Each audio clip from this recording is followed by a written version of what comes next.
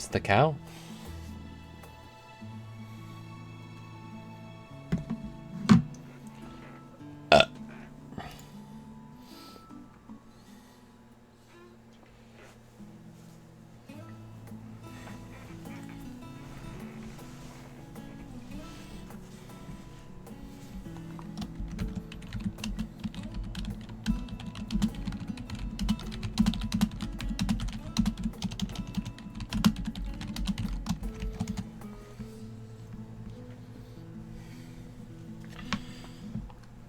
How are we doing today?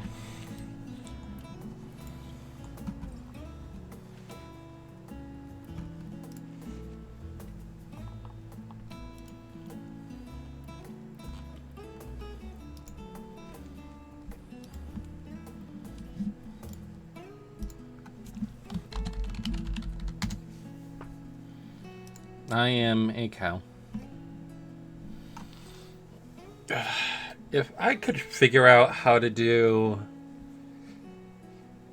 Switch streams, I would love to like use that as an excuse to have people help me get through Fire Emblem.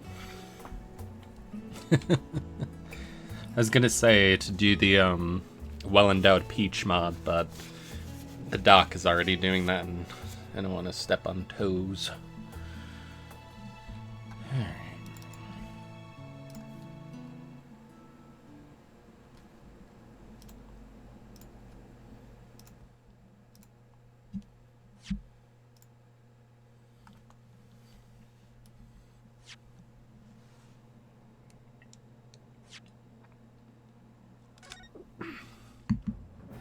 I'm trying to figure out what I want to do next, because I haven't like concretely made any actual ideas or plans for anything. I have some ideas.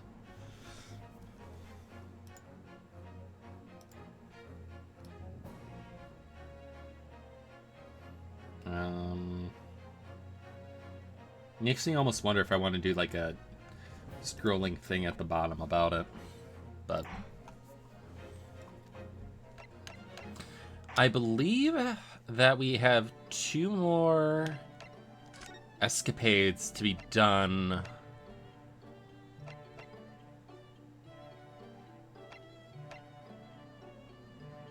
before we go on to the next ones.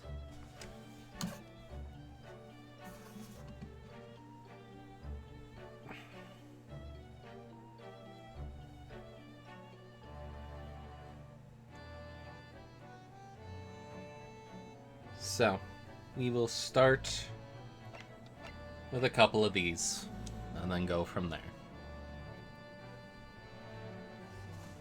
It's been a few weeks, so my pronunciations and stuff might be rusty, but we'll see. An escapade in Naruhodo's legal consultancy, where Susato appears to be rather irritated, because it seems Ryunosuke has been buying a little too much bric-a-brac, and now the whole place is brimming with things they don't need. His latest purchase has really rocked the boat with Iris and Susato. How's the audio levels?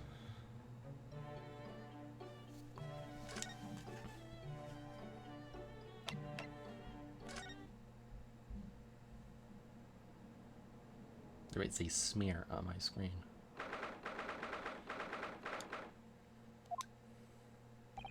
Now it's on screen.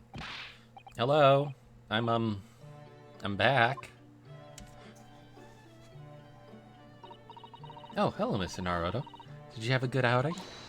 Hi, Bruno.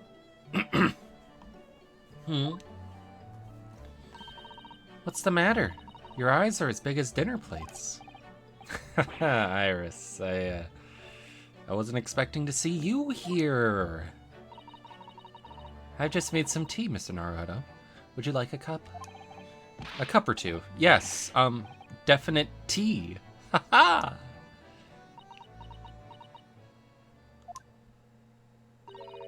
Alright, Runa, what's going on? You're acting extremely strangely. What? Me? No, not at all. I'm normal as normal can be. Normality itself, see?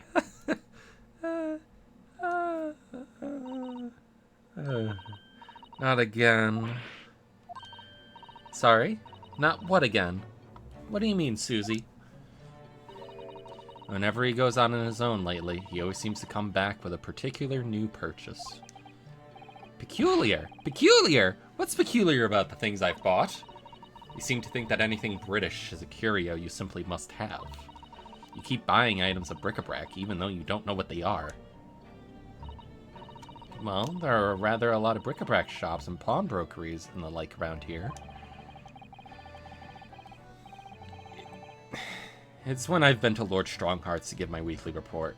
I'm always so nervous beforehand. On the way home, I just find myself in those shops and... Yes, alright, I can't deny it. I've bought something. You're right, you can't deny it. Because your eyes are wider than ever. You really ought to put up a warning sign about them. They're bigger than some potholes around here. It's hard to resist things in the bric-a-brac shop. It's also cheap. Mr. Sholmes has given me lots of useful advice about how to pick out the real bargains.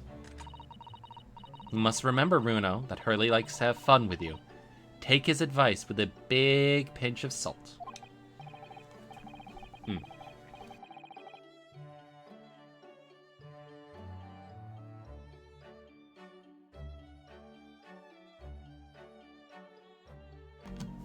You could probably still hear it, but I do have a bit of a in my throat, so.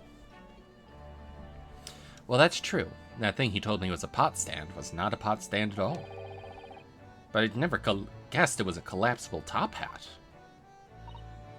No, and I'd never have guessed that you could fill up this once empty room so quickly.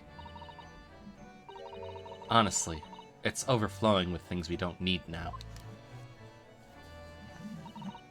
I mean, look at those scales. Not once have you weighed something on them.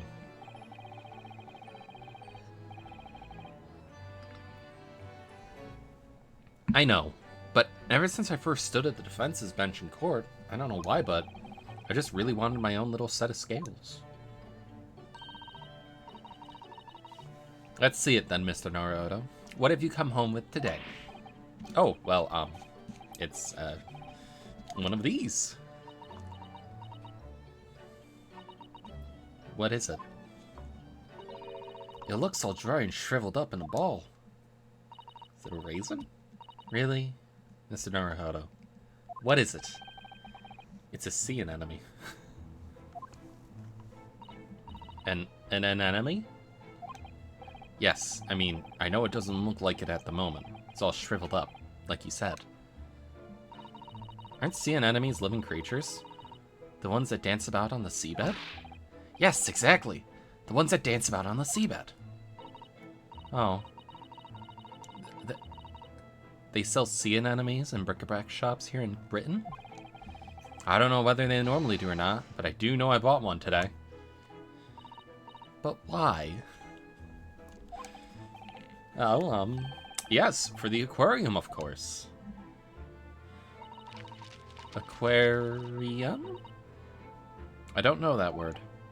Well, according to the shopkeeper, keeping sea creatures in tanks was hugely popular here in London before. Oh yes, some people have some beautiful fish in seawater tanks, it's true.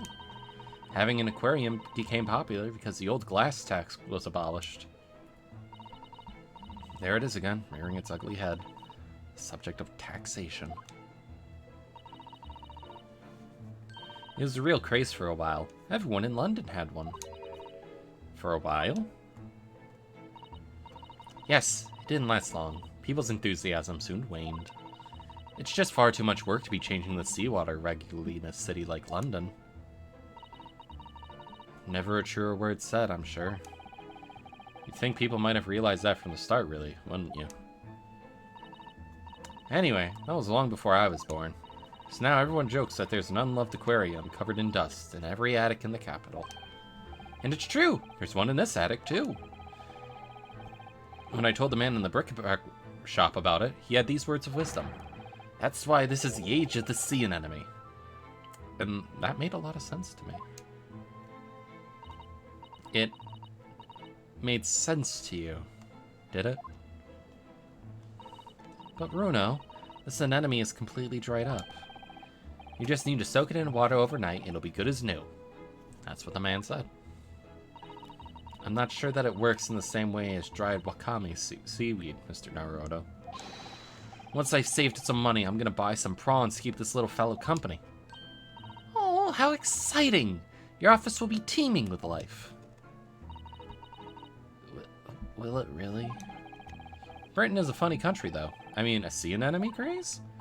Well, they say people in glass houses about comments like that here, Mr. Naruto. Don't forget that there was a very curious rabbit craze in our own country not so very long ago. A mortifying chapter that people will try to erase from the history books 100 years from now, I'm sure. You know, there was another craze as well before the aquarium one. Have you heard of Wardian cases? Wardy what? No, I've definitely never heard of them.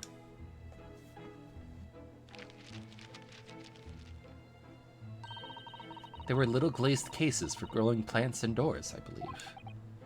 Oh, I see. For plant lovers to raise their favorite tropical plants.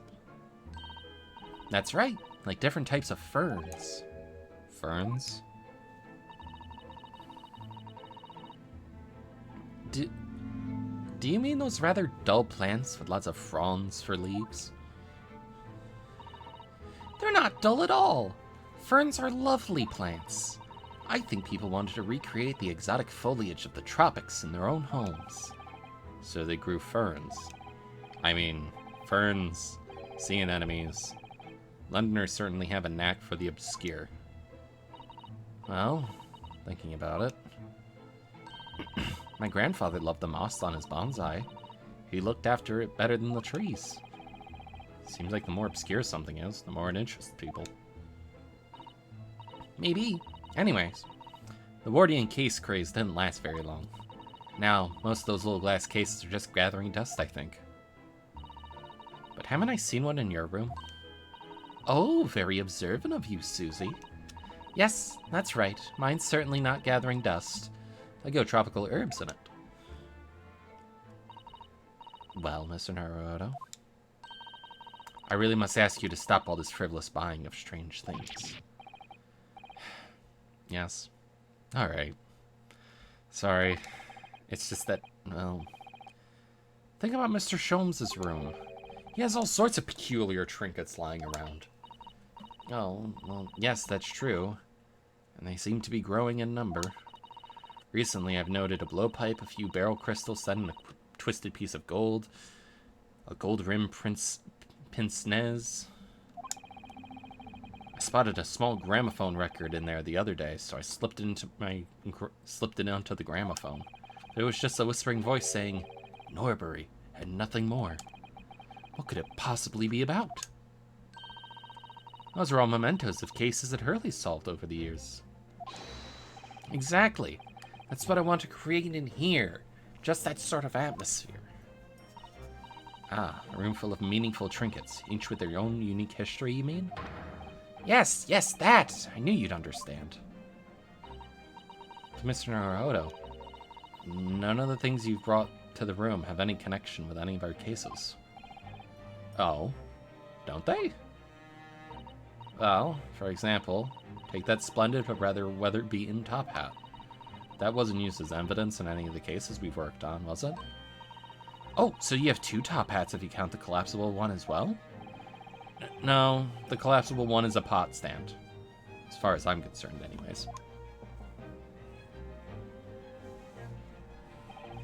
But the other day, when we were in court, they were everywhere, weren't they?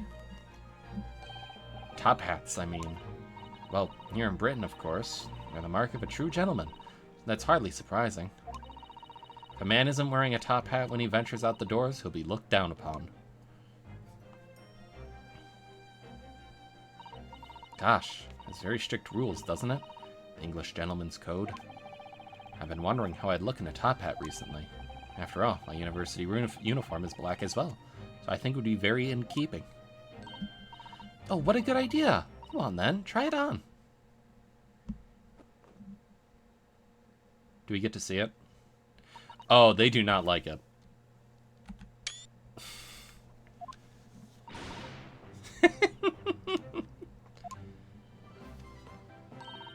Lesson here, I suppose, is that the juxtaposition of student and gentleman is just so strange and wrong.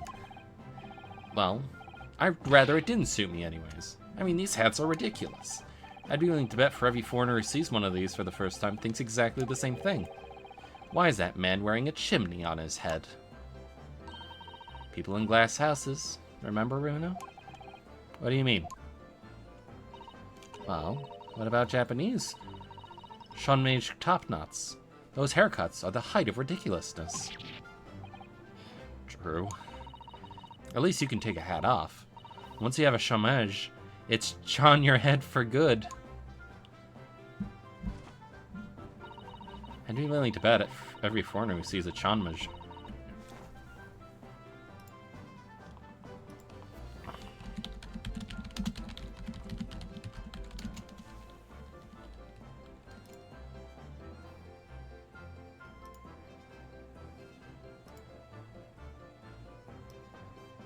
Chonmage. Chanmage.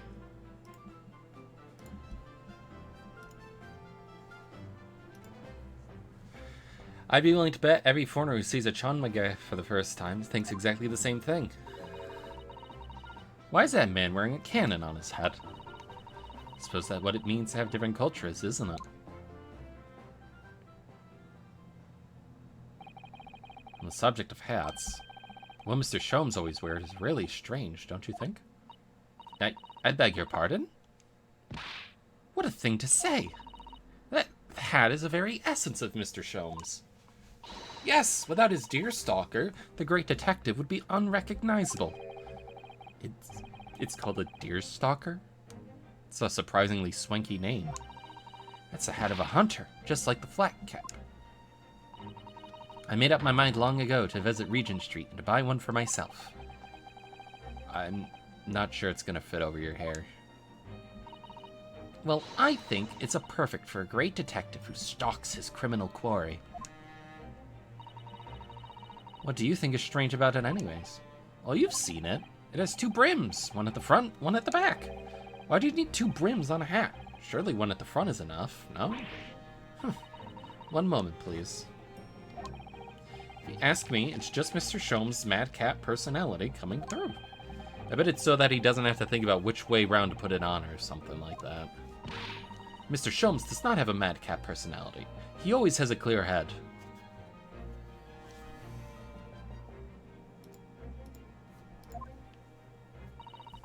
Deerstalkers were made for hunters who had to hide in thickets when they were stalking their prey. The brim at the back was designed to stop stalks of plants from scratching the backs of their necks. Thank you for educating us. Mr. Sholmes doesn't spend a lot of time in thickets, though, does he? Well, no, that's true. I'm telling you, it's just his impetuous personality. That's my theory, and I'm sticking to it. Firmly. Ah, here you all are. Oh, good afternoon, Mr. Sholmes. I've been debating on who, I kind of want to give one of these guys a Columbo accent. I'm not sure if I want it to be Sholmes or the, oh god, what's his name? Lovely gentleman with the fish and chips.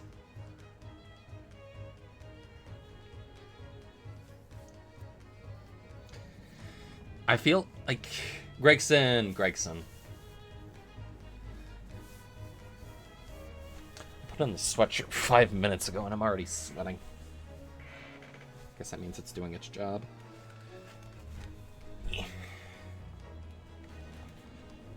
I've not long since made some tea, Mr. Sholmes. Would you like a cup? I see I've come at a good time, Miss Usato. Thank you. Now, I have something I should like you all to see. I've designed myself a brand new Great Detective's hat.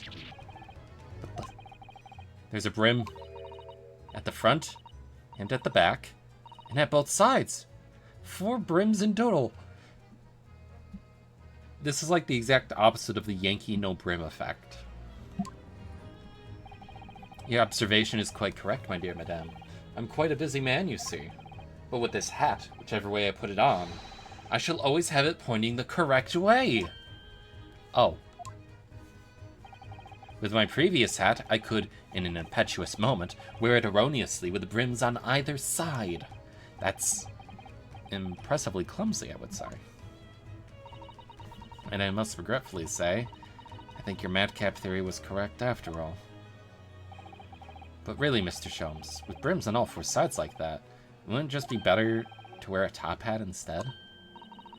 Oh yes! Then however you put it on, you'd have a brim all around. What?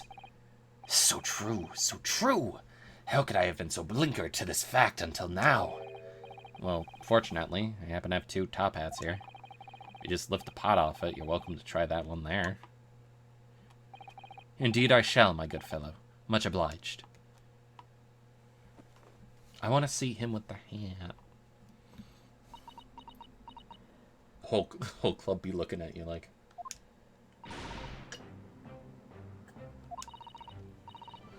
Oh dear Hurley, it looks terrible. More terrible than I could have possibly imagined. Oh, that's not good. Maybe it's because of your long face. Paired with a tall hat, it just doesn't work. Well, I think it's very nice. Even if it will have the whole world in fits of laughter. Arrgh, I should have never meddled with it. Give me a deer stalker forevermore. And give me my regulation university hat forevermore. There's still hope that you'll graduate one day, Mr. Naruhodo. Don't give up.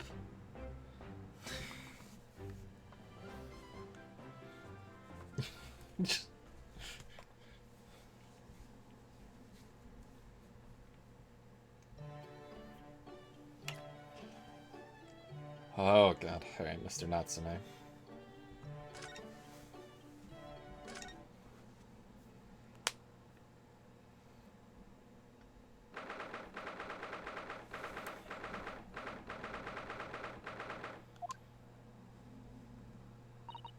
So, Mr. Natsume,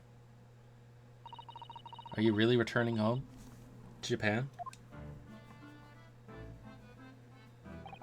Yes, indeed I am. Everything is arranged already. We'll be sad to see you go. And after Runo worked so hard to prove your innocence as well. What a shame. Feels like it was all a wasted effort. Don't say that! I know what you're suggesting. Now calm down. It's all fine, really. You're in good company here, sir. If you fear the Reaper, you needn't hide the fact. I am a proud citizen of the Empire of Japan. I am not a scaredy cat. Talking of cats, Mr. Sholmes just casually threw one among the pigeons there. A man like me belongs in Japan, not here. That's what I've come to realize. I wonder.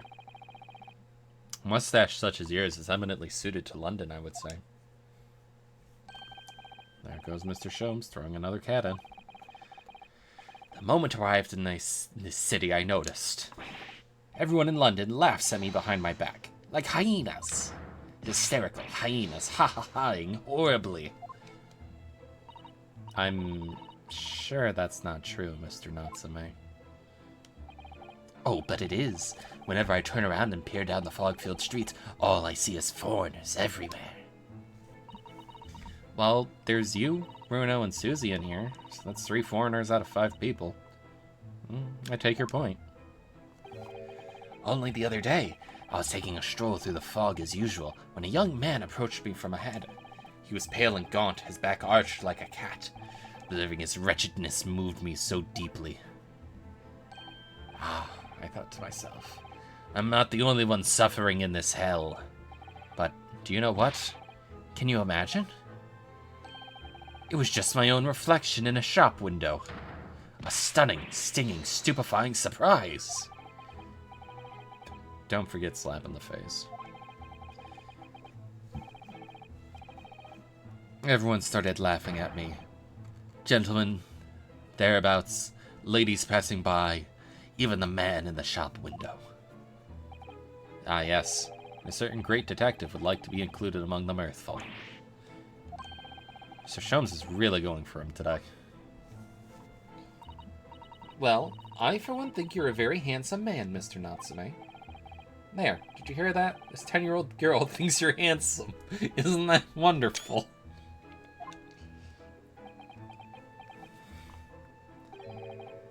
That makes me feel suspiciously warm inside. He looks genuinely delighted.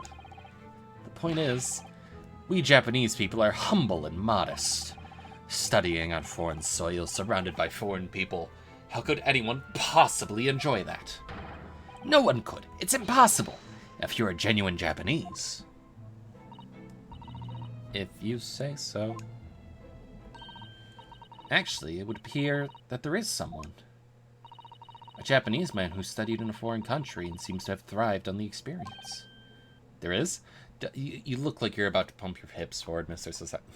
Natsume, please.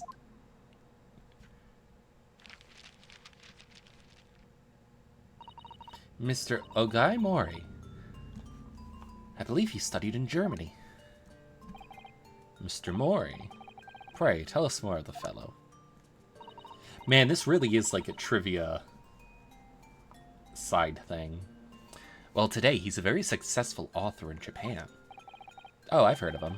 He's the professor who wrote Mahime, isn't he? Mahime? I suppose in English the title would be Dancing Queen, maybe? Oh, I see. A tale of a woman who waltzed her way through the world, perhaps? You really needn't make up a silly translation, you know. It's already officially called The Dancing Girl in English. It seems Mr. Mori greatly enjoyed his time in Germany. He became close with a local lady while he was there. Close, you say? What, with a local lady? A compatriot's criminally contradictory conduct. Well, I suppose your experience of studying abroad depends to a large extent on your character. Ugh, as they say, many men, many minds. Mr. Mori has an open mind. Mr. Natsume, a closed one. Possibly a black and white, slightly black and white view, don't you think, Mr. Sholmes? Well, anyway. If that's how you feel about being abroad, why did you choose to study here? Wasn't it to further our nation's understanding of the English language or something? Yes, that's right. So what were you doing in Japan before you came to Great Britain? I was a school teacher. Of English, of course.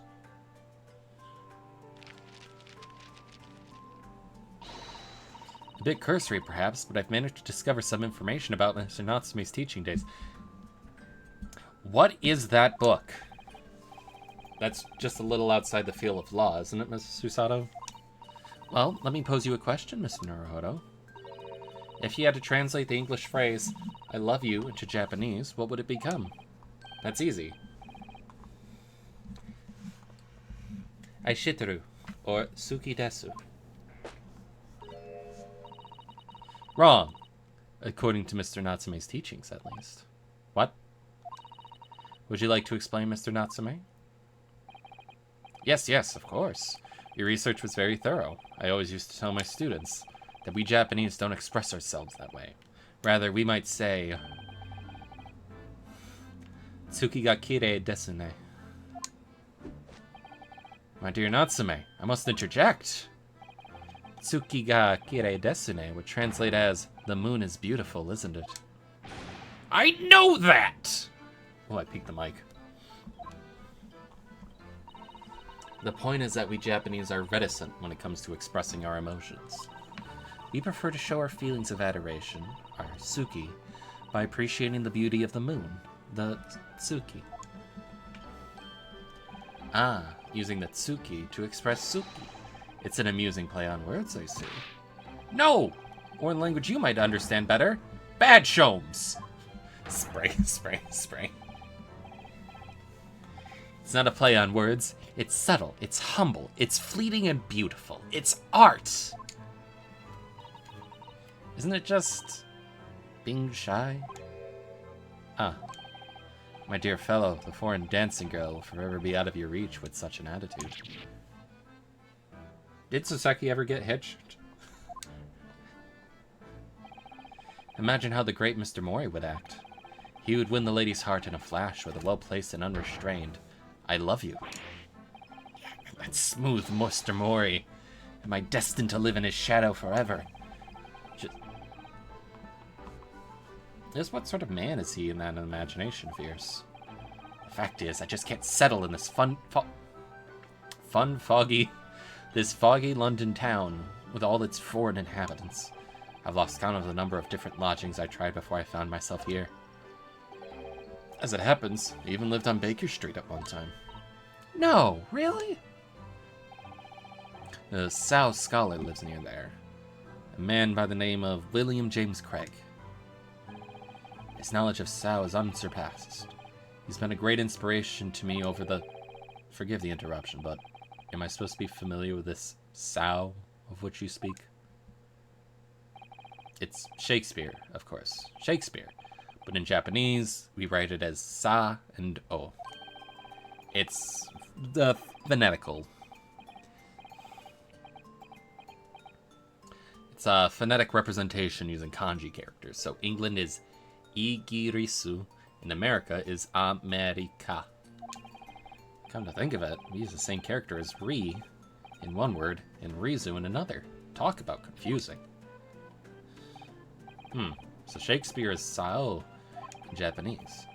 Presumably, the Sa is a brutal attempt at the Sha, in which case, where's the spear? I'd never thought of that. We only have the O left. Which could, even in the most charitable interpretation, only be a brutal attempt at old man.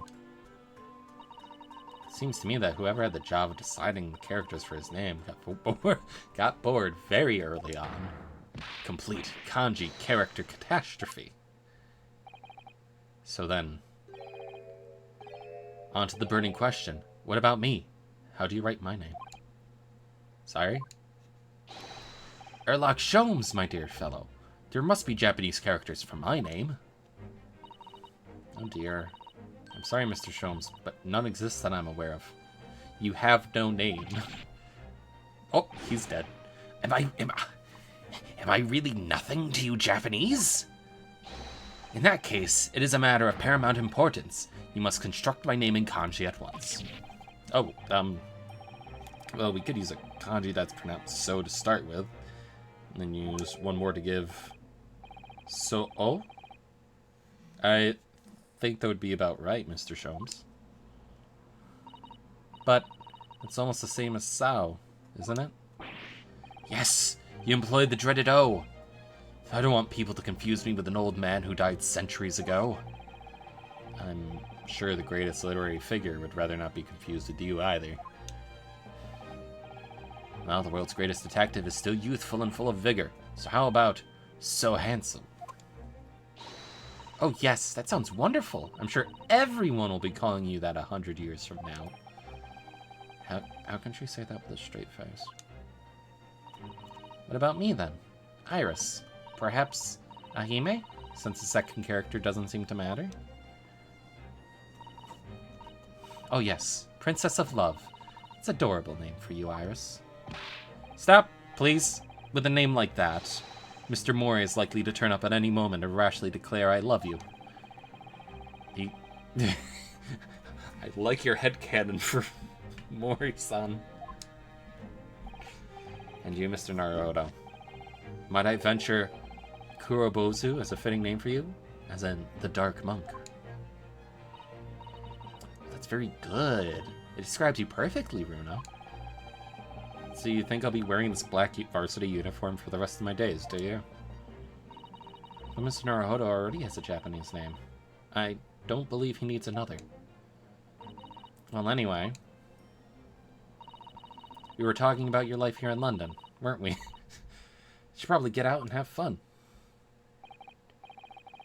The landlady has said as much to me, too. Mrs. Garradeb? But it wasn't fun at all. It was frightful. Whatever do you mean? A cycle incident. An incident? On a bicycle? Oh yes, come to think of it.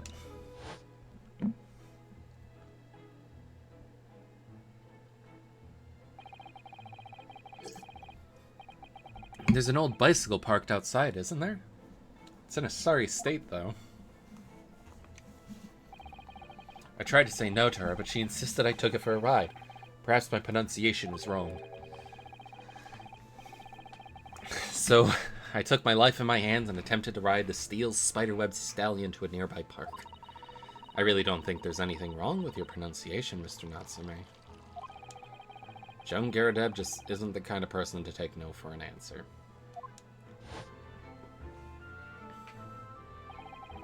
If you're going to die, you might as well die in the beautiful surroundings, so the park was my first thought. After a whole day of dicing with death, I emerged with only relatively minor bruises. So, you got the knack for it? Don't be silly. Dying isn't something you can learn to do. Mr. Natsume, you keep talking about dicing with death and so forth, but riding a bicycle is supposed to be fun. Oh no, that's just what people tell you. But it's an old wives' tale. Is it? I mean, just consider the real name of the vehicle. It's not called a dicycle for nothing. How does anyone expect to use such an aptly named vehicle to move forwards is beyond me. Pedal power promises pain. I didn't think it was possible to get worse with practice. I'm lucky to be alive. Although, I must say, after looking death in the eye for a whole week, I did at least manage to mount the steed reliably. And notwithstanding a few wobbles, I found I could make progress in the forward direction. What a triumph. What a triumph is that? Deduction is much the same. When first presented with a problem, the mental exertion of trying to solve it leads to only bitter disappointment. But after a week of picking one's way carefully along the path of reasoning and thought, one begins to see the results. So, is that why all your off-the-cuff deductions always seem half-baked? What a wonderful insight into your extraordinary mind, Mr. Sholmes. Unfortunately, after wobbling down the street, I noticed there were little stones everywhere. Death traps. Not that way, I said to myself. But the wild vehicle wouldn't listen. It wobbled me on and on down the street. So of course, I hit one of those deadly stones and the crazy colt threw me. It's just my luck. Dicicles are the epitome of my pitiful life. I wish I could disagree. On the same subject, I'm sure there's a famous American author who's written about having a similar experience. Oh yes, I read that essay too, Iris. Well, some of us are better read than others. Well, no more dicicles for me. At least you have an interesting anecdote to take back with you to Japan, if nothing else. You always manage to put a positive spin on things, don't you, Miss Susato? Personally, I haven't mounted a bicycle for some time. No, me neither. That's good. So how about a jaunt? We shall all ride out together. Huh? That sounds great. I'll perch behind Miss Susato. But the sun is going down. It will be pitch black before long. London street lamps are very bright, you know, and the fog isn't too thick today. And my beloved ride is all bent out of shape. My dear fellow, if you are bound to topple the vehicle anyways, it is fitting it is already bent out of shape. It's settled then. Come along, Mr. Natsume. Shall we go?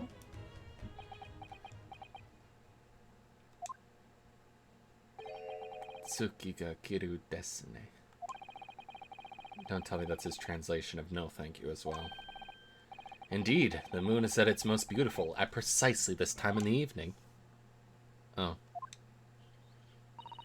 We're not Japanese. You can't beat around the bush with us.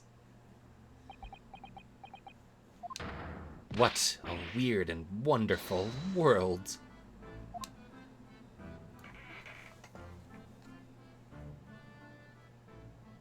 I like how this implies that all... Well... I suppose there's like bike rentals.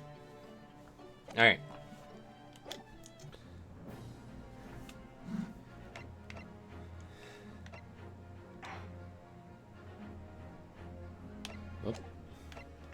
Alright, select adventure.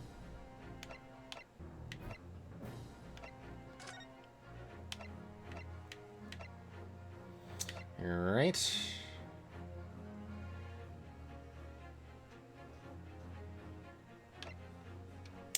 The adventure of the unspeakable story. A hound it was, but not such a hound as any mortal has ever seen. Its eyes glowed with a smoldering glare, and the whole of its ox-sized body was outlined in white-hot flames. Let's... Did I do something wrong here?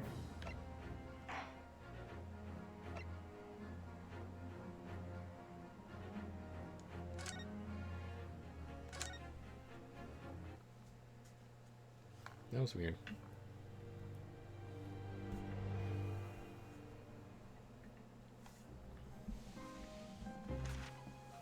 It's coming! Sholmes's cry pierced through the thick wall of fog around us. Wisps of vapor flowed over the pistol as I cocked it, and I waited breathlessly in the stillness. The silence lasted for what seemed an eternity, until, at last, it appeared. From the shadows of the cloud, an enormous beast sprang out upon us. A hound it was, but not such a hound as any mortal has ever seen. Its eyes glowed with a smoldering glare. The whole of its ox-sized body was outlined in white-hot flames. Its rumbling pant and hideous howl, so terrified was I that I began to tremble with fear. "Look well, Wilson," Sholmes declared, gazing upon the mystical beast. "For this is the diabolical hound of the Baskervilles."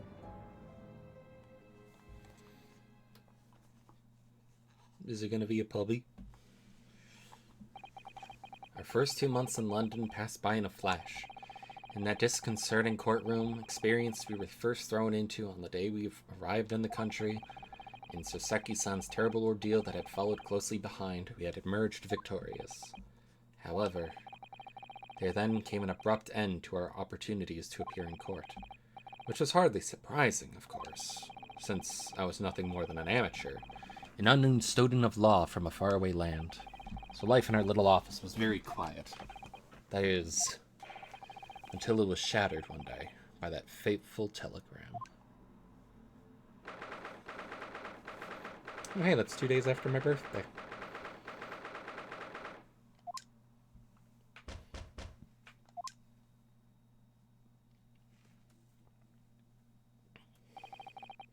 That morning, I was woken by the unreserved knocking on the door by the telegram boy. But after he'd gone, Susato-san's behavior became very obviously strange. It's kind of weird to hear him, like, narrating. Susato-san? Yes? Is it time to leave for court already? Let me see, what case is it today? I don't think I'm scheduled to defend anyone at the moment. Am I? Oh, no, of course not. How silly of me. But I think Iris said she would make us breakfast this morning. So shall we go down to Mr. Sholmes' suite? Yes! Iris makes the most delicious breakfast food. She does, doesn't she? Once our bellies are full, we can leave for court in fighting fit form.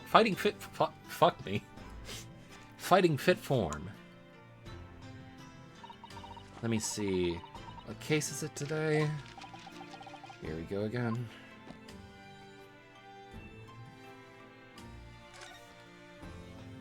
Are you okay? So, what was it about? The telegram that was delivered this morning, I mean. Oh, a telegram? I don't know what you're talking about. Sorry, but you're not going to get away with that. Well, I didn't think I would. Actually, don't give it a moment's thought. It's nothing. Nothing interesting. Boring, in fact. It was just a boring old telegram. That's 3 times now that she's tried and failed me to convince me that it was nothing. I promise that I'll tell you about it at some point. Alright. I understand. I suppose Saseki-san will have arrived back in Japan by now, won't he? Yes, I should think so. He left immediately after that terrible ordeal. The trial or the biking? Which would mean he should have completed the voyage already, or just be a few days away. A fortnight ago, we had that very long telegram from him, don't you remember? Complaining of seasickness. By and large, it seems the voyage has been going well. Is something wrong? I was just wondering what might have become of Saseki-san if he stayed in London, that's all. You mean as regards to Lord Van Zykes? You mean the Reaper? I don't know. Like, I might go through and listen to these again afterwards, because keep in mind, I've been doing this over the course of a few months, so it's been hard for things to really stay, like, in my head. Yes, I can't help if seasickness would have paled in significance to that case.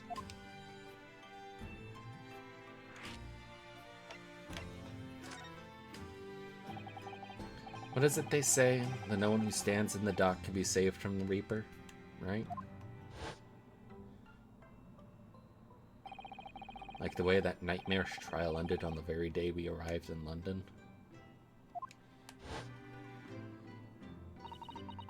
Even 2 months on, the cause of that dreadful fire is still a mystery. Yes, but at least Saseki-san is safely out of the country now. Presumably that means that the curse of the Reaper can only take effect within the confines of the city of London, perhaps? Even if that's the case, it's little comfort. I have a terrible sense of foreboding.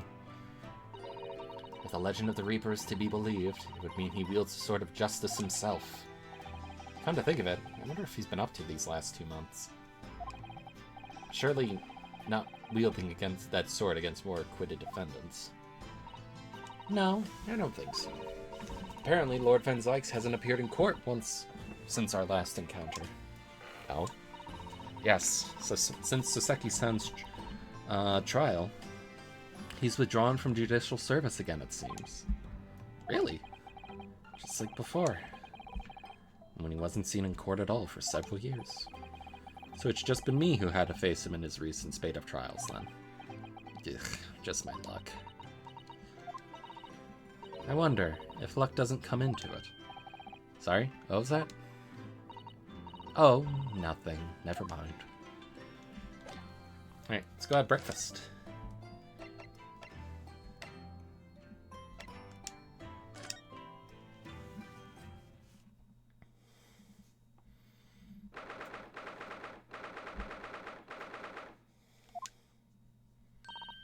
Morning, Runo. Morning, Susie.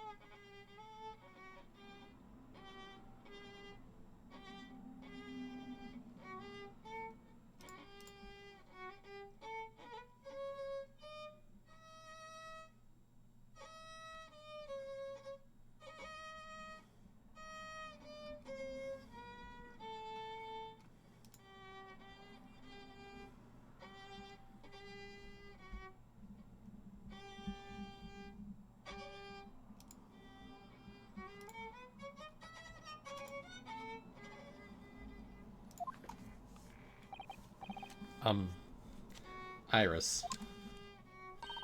What is it, Runo?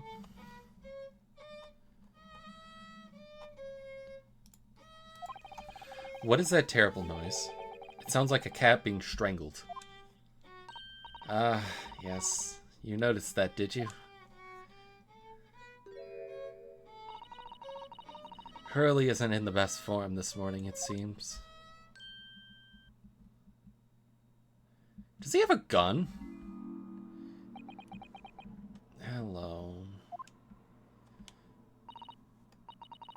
Okay, V, I need your opinion. Columbo for Sholmes or Gregson?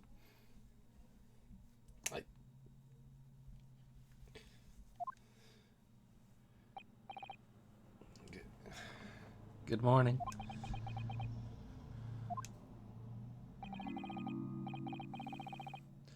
A good morning to die, perhaps.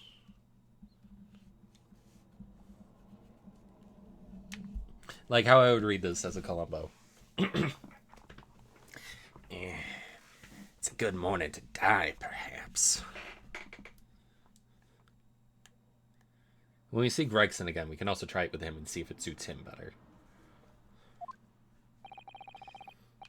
Has something happened, Mr. Sholmes? You look miserable, and the way you were playing the violin before... My analytical mind is dead. Music is dead. The world is dead. Damn this blanched existence! That's all it is, my dear fellow. Nothing of consequence. I'm afraid I don't understand. Well, Iris, isn't it time we ate? Some dry toast and insipid coffee for me, if it's not too much trouble.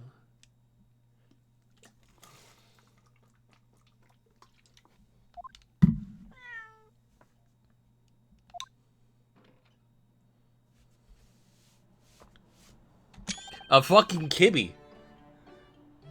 Yeah. Holy shit, it's Nia. Oh look, it's Wagai. Good morning, boy. Is he in the court record? Why not? That must be some sort of tiny door for cats to use. But how did it get there? Well then, everyone, time for breakfast. I like how it's just... We have Mr. Natsume's cat now. Oh, wonderful. Let me help you, Iris. It would indeed be a fine day to die. Ah, I knew something looked different. Something's missing from Mr. Sholmes' desk.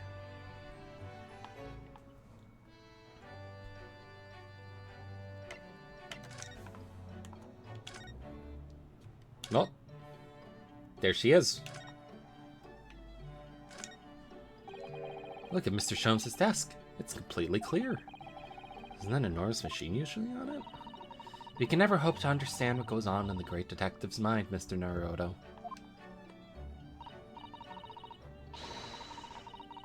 Why, next time we're invited, we may find he's vacated the entire suite. That's scarily plausible, actually. Hi, Iris.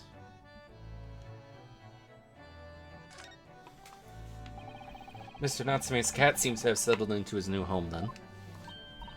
Oh, yes. And I've become very attached to little Waggy.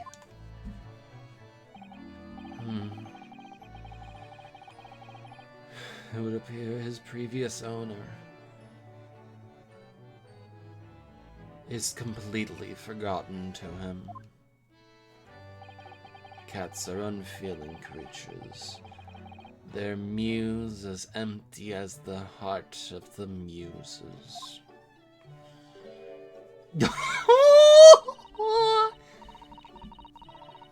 If Mr. Natsume had no intention of taking Waggy back to Japan, I wonder why he kept him in the first place. I expect he would have taken him if he could. Pets are strictly forbidden aboard steamships in our experience. And for good reason. Terrible things that can happen if the rules of passage are not obeyed. Well, I don't mind, because Waggy is adorable. Yes, he really is. Oh yes, what about the door? I don't remember seeing that tiny thing in the main door before. Where did that come from? Oh, you noticed? You are observant. Look, I use this. It's my latest invention. What is that? I call it the Cat Flapomat. Gosh, a machine for making doors just for cats? That's right. It can make a cat flap for a little furry friend like Waggy in seconds. And it can do it in any door at all, no matter what it's made of. It's very powerful, you see. Wouldn't it have been bigger just to make the cat flap rather than making a machine to make the cat flap? Well, yes.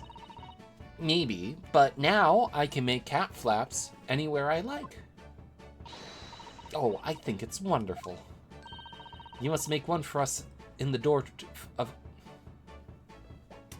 You must make one for us in the door of our office upstairs, Iris. She really knows how to come up with unconventional inventions, this girl. Man, this is really fitting for Casey.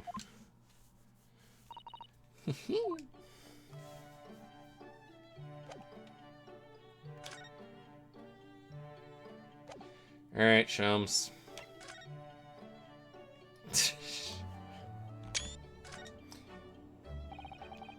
You seem to be very unhappy this morning, Mr. Shums. What happened? It used to be that in the case, then in my hands, this violin sung like the dawn chorus. Its millicent tones would make flowers bloom. It would. But now, the muses are unamused with me. The goddesses of music have thrown me over. Whatever do you mean? For hours I have bowed, for days even. Through the night I have endeavored to no avail.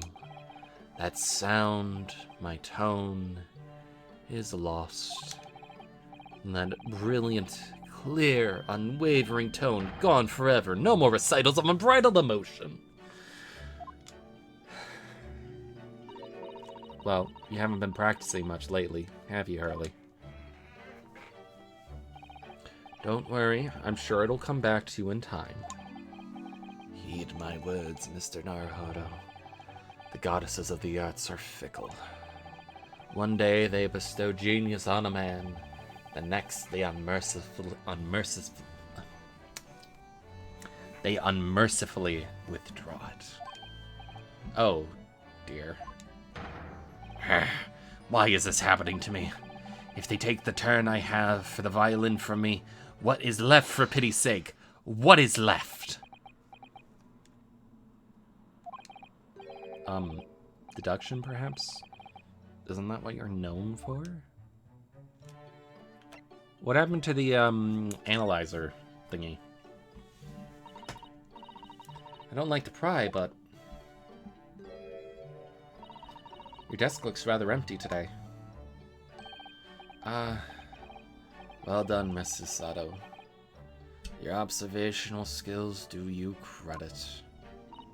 Oh no, Mr. Shums. They pale into insignificant. Fuck.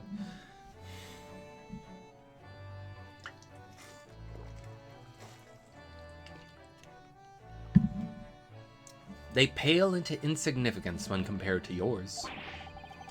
You'd struggle not to notice, wouldn't you? You mean Hurley's great analytic scope? That's at Windy Banks now. Sorry? It's at a windy bank? Do-do-do-do-do.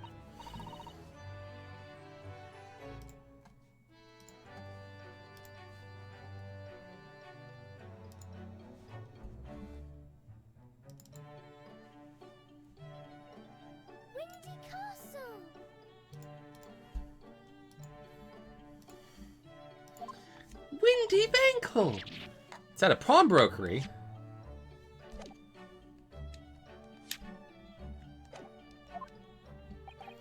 You mean you've pawned that enormous machine of yours? It has some considerable value, you see. Quite undeservingly. But isn't it a very important machine for your work? I do wish you had consulted us if your situation had become so desperate. I should have gladly passed what little income I have to you. Dear madame, things are far from desperate. But the pawnbroker has your wonderful machine. How can it be anything but desperate? Making use of a pawnbroker is quite ordinary here in London, I assure you. It is? It doesn't sound ordinary at all. It would seem that neither of you fully understand how pawnbroking works. Oh, what's to understand exactly?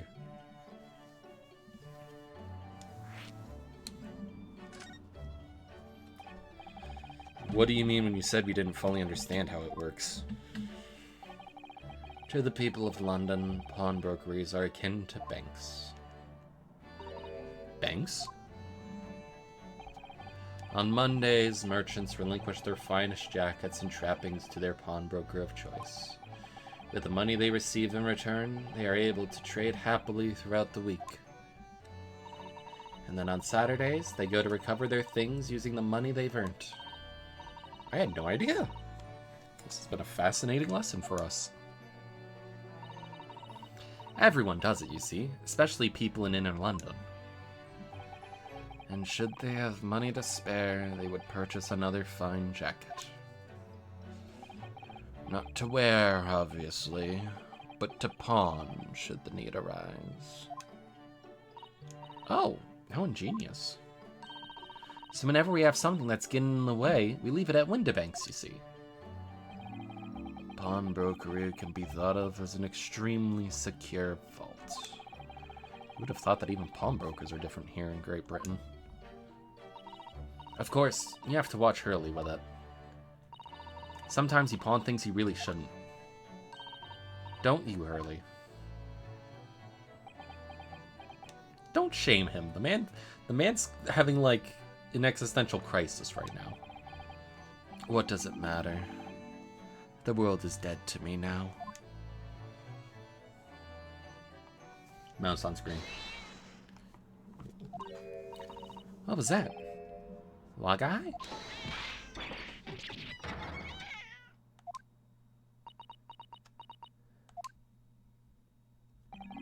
What was that? Oh no! Wagai's tangled up in your violin! He thinks it's a toy! No! What's he doing to it? Oh dear. Mr. Sholmes' precious violin. Why should I care? What? I shouldn't be surprised. If the cat is a more accomplished musician than I know. Mr. Sholmes really is in poor spirits, isn't he? Is this how I am? Well, anyway, I'll put it back to where it lives, shall I, Hurley? Out of the cat's reach, if possible. Maybe we should assess the damage.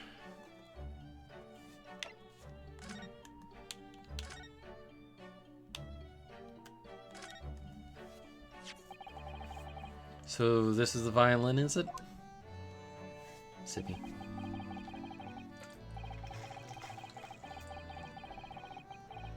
It's a Stradivarius, one of the finest violins in the world, made by the renowned Italian luthier Antonio Stradivari. Oh, I see.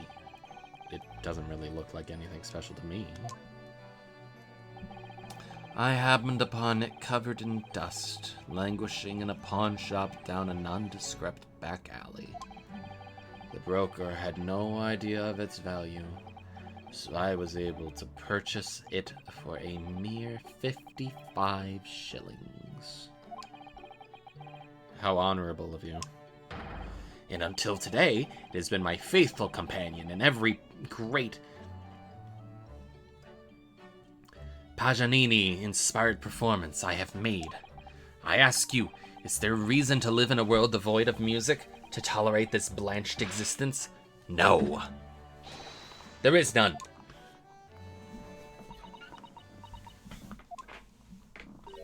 Mr. Sholmes. What, dear madame? What? My thoughts are preoccupied with fantasies of release from this dull routine. Well, it's about the violin. It looks very different to normal, don't you think? What do you mean? Oh, she's right. Yes. The tone of wood is completely different. And that's not all. I'm sure there was no crack here before. It's not even the right size, is it?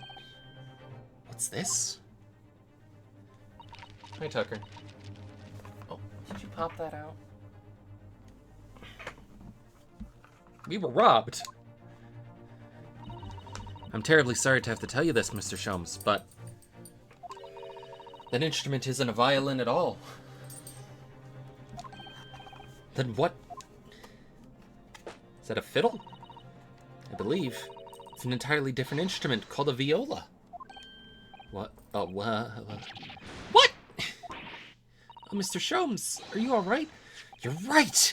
You're quite right. This isn't my faithful Stradivarius. So what, pray, is this piece of stringed flotsam? Not your faithful performing partner, then? Ah, I see what must have happened. You do? This is just a simple mix-up. Sounds like Iris might be able to tell us exactly what happened if we ask her. Iris, what did you do?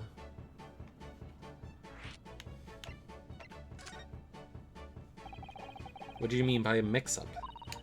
Well, you see, this viola, I mean, was at Windibanks until last week. At the pawnbroker's? Not Mr. Sholmes' beloved musical partner. There's a proverb from the East, with which you are no doubt familiar, my dear fellows. Always let a beloved child travel. Yes, indeed. So you sent your beloved violin to the pawnbrokers in hopes that it would experience personal growth? Oh, what a wonderful idea. Last week, I pawned my great analytoscope in order to release my precious instrument. It would appear Mr. Windibank mistakenly furnished me with his tawdry fiddle instead. But my ears cannot be deceived by the hollow timbre of this piece of timber. No, but your every sense was deceived by the fact it just had strings.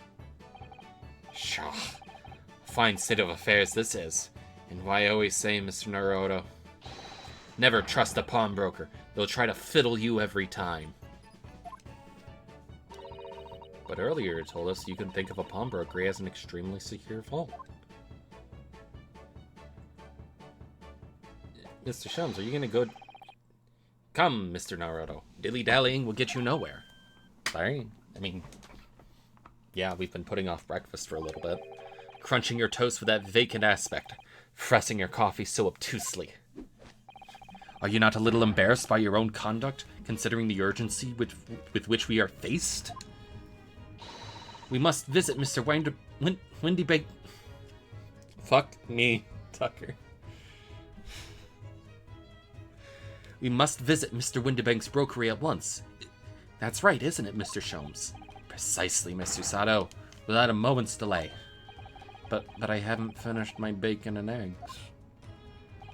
My dear fellow, surely do you not still intend to crunch your bacon with an increasingly vacant aspect, to press your egg ever more obtusely? Alright, say no more. Let's go then. Don't worry, Bruno. I'd be happy to heat it up for you again later. Oh, thank you, Iris. As it happens, I am rather curious to see what a British pawnbrokers look like.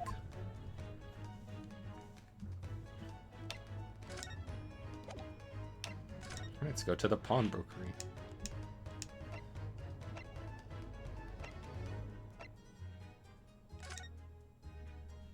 This is...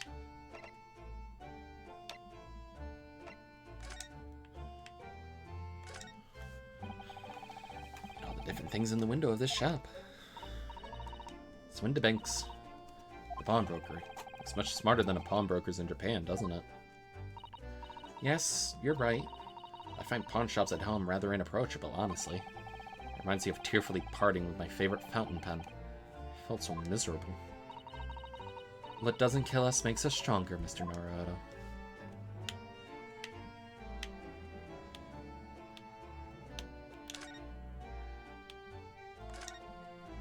It's right next door. It's been 2 months since we started taking lodgings here above Mr. Sholmes' office. I still can't quite believe it. I never expected things to turn out like this. Oh, I know!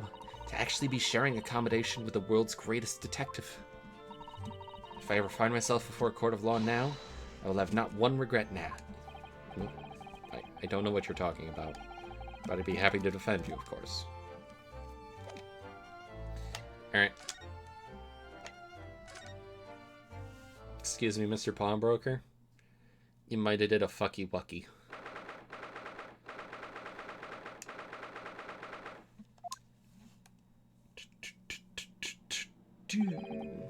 So this is a British pawnbrokery. Oh my, there are all sorts of tools and contraptions here that I've never laid eyes on before. Ah, Susada-san. That spark of wonder in your eyes. You can't wait to scour the shelves, can you? Holy shit, is that the Thinker? I wonder if it tells time.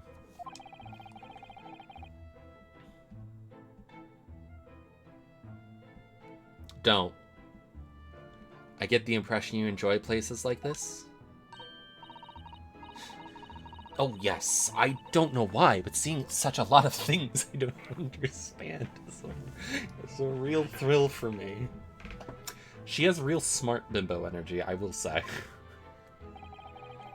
My dear fellows, let us not forget why we are here. I think it'd be funny if there was just no trial here. And it's just... Is that Layton's hat?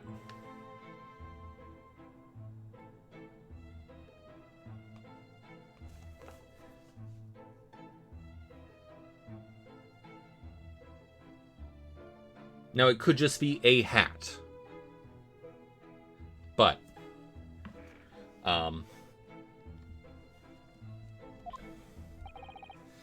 we're calling on matters of business, not pleasure. Don't punch her in the face. And clearly, Mr. Sholmes means business too, judging from the spark of fury in his eyes. Ah, Mr. Oh, okay, I know what this is. Oh, Mr. Sholmes, sir, welcome back. Did you hear that brazen welcome? Well, yes, we are potential customers, after all. We are disgruntled customers, Mr. Naruto, and it's time to inform Mr. Wendibink of our ire. Come, the fight is afoot. You're gonna kick this man's ass. We don't have the violin or the viola on us. I wonder, could I ask you something? Ah, a gentleman from the East, I see. Yes, that sable suit. I suppose I could offer you 6 pence for it. Without wishing to offend, the tone is somewhat dull. Sorry? Ah, but for your splendid attire, ma'am, 5 guineas, no less. The colors are exquisite, the design exotic. Eastern artistry at its finest, may I say. Oh my, 5 guineas, you say? How interesting. Why do I feel as though I've suffered some defeat here? I mean, Ryu.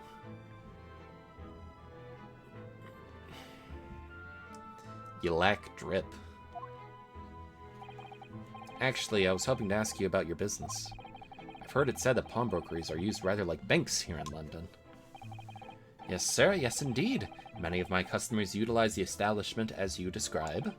I appraise their items and offer them a proportionate loan and 2 months of secure stowage. If, in that time, they repay the original sum to me plus the agreed interest, their items are happily returned. But what happens if they don't pay you the money? Then items are offered for sale in my shop. As you can see on the shelves behind me. So you never sell items before the 2 months has passed then? That's right, ma'am, that's right. which means some considerable responsibility rests on my shoulders. Should a customer's precious belongings be lost, the only recompense is for me to end it all. The very idea, Mr. Windibank, is an absurdity. One should never talk of one's demise so casually. Shelms, I'm gonna fucking smack you upside your head. So fucking fast, you're gonna have brims on all sides.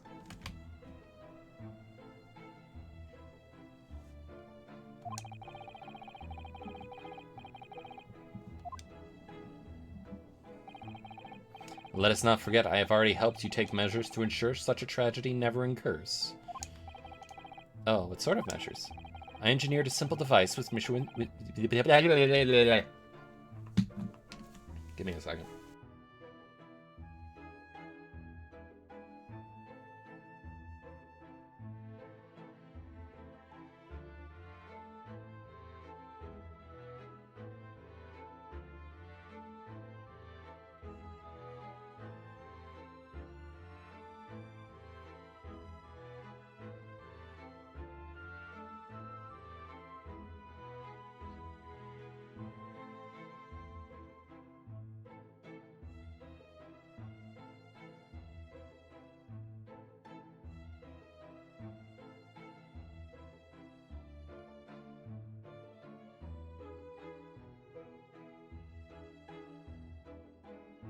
I return.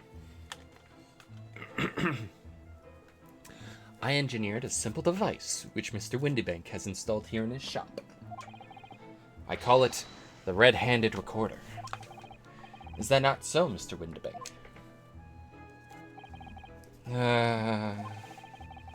What was that deep sigh about?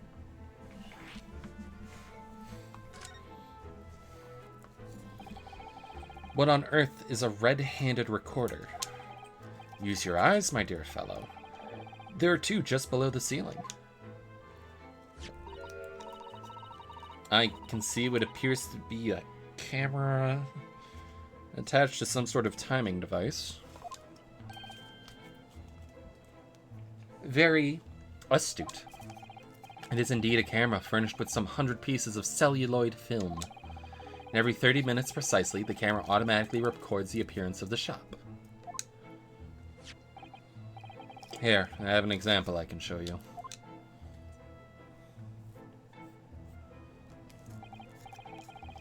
Ah yes, a print of the camera is set to record the activity at the shop counter.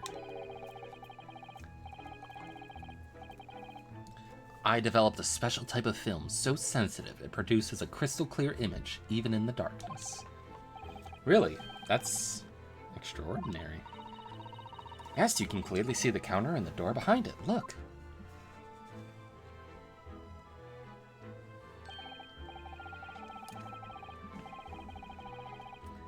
So you see, were someone to enter the premises with ill intent, his identity would be summarily exposed.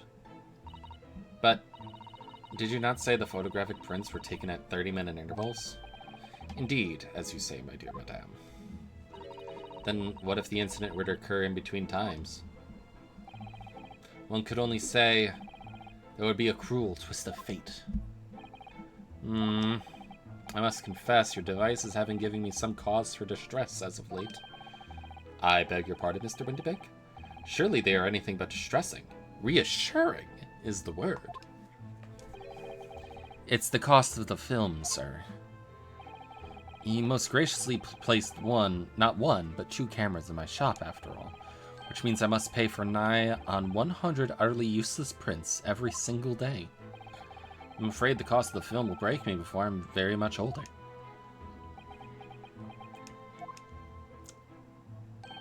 Nevertheless, a small price to pay to ensure the safety of my preferred pawnbrokery, no? My dear fellows, we verge on an age where safety and security come at a price. Oh, heavens help us. Alright, my boyfriend here, you didn't give him his violin back. Naturally, you will call this, which I retrieved from you some days ago. Yes? This second-rate fiddle is not my faithful instrument, Mr. Windibank. The color of the wood is different. It has holes in it. It's not even the same size. A wonderful summary of our observations, Mr. Holmes. I'm so very sorry, sir. How utterly unforgivable of me. An inexcusable mistake for a pawnbroker. There's only one way to make amends.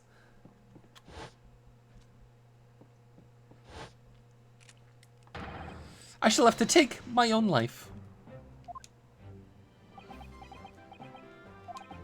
I don't think that will be necessary. Do you? If I may just say one thing before I pop off. Hold on, he's popping off here. Yes? It was you, sir, who took it upon himself to remove the item the other day, I believe. Sorry? As I recall, I entered the storeroom to fetch your violin when I heard... Ah, here it is. You did? And when I turned to controvert you, you had taken the viola and left, sir. However, there can be no doubt that the blame lies firmly at my own door for allowing you to leave. So I should not grumble or grouse any longer. May this guilt die with me. No, stop, my dear fellow. The fault is mine.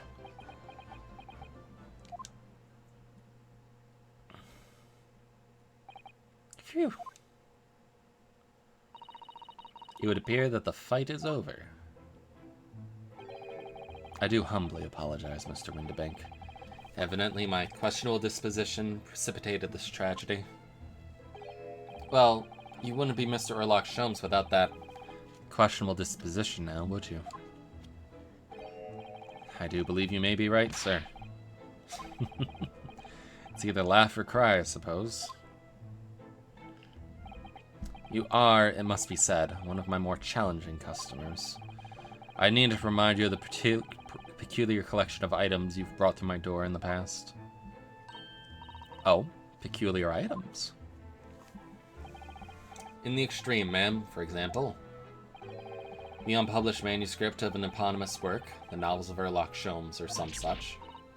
A new, full-fledged novel? And unpublished? A story I have yet to read, you mean? Ah, forgive me! Wait, before you die, you must tell me more.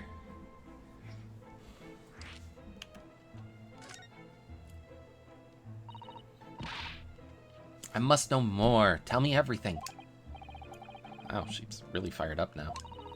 Is there really an unpublished story under this very roof? Well, one day the gentleman here brought in an old metal chest, you see. I should like to entrust this to your care for a while, Mr. Windibank. For a chest like that, 1 shilling, not a farthing more. It houses something of very great value indeed. The latest manuscript, recounting the adventures of one Mr. Sherlock Holmes. I beg your pardon? A manuscript? You wish to deposit a manuscript? Indeed I do, for I am confident it will be quite safe here. And that was that. As such, Mr. Sholmes' latest tale of otherworldly mystery lies dormant in my storeroom. Mr. Sholmes, is that really true? Do I sense that someone doesn't want to talk about this? I continue to pay your fee, do I not? Then kindly continue to store my belongings securely. Of course, sir, of course. You're safe and sound with me, I assure you, on my life. This is all very strange. Can we have the violin? Mr. Sholmes, allow me to return your precious violin. Ah, the very thing. Thank you, Mr. Windibank. Perhaps this might mark the end of peculiar items you try to pop, Because if anything were to happen to one of them, this would be the only answer. I really think you ought to stop waving that gun around. Someone could get hurt. Fear not. Sorry. I've only loaded a single bullet, so no one but myself could possibly be harmed. That's not really what I meant. Good day to you, then, Mr. Windibank. It's been a pleasure as always, Mr. Sholmes.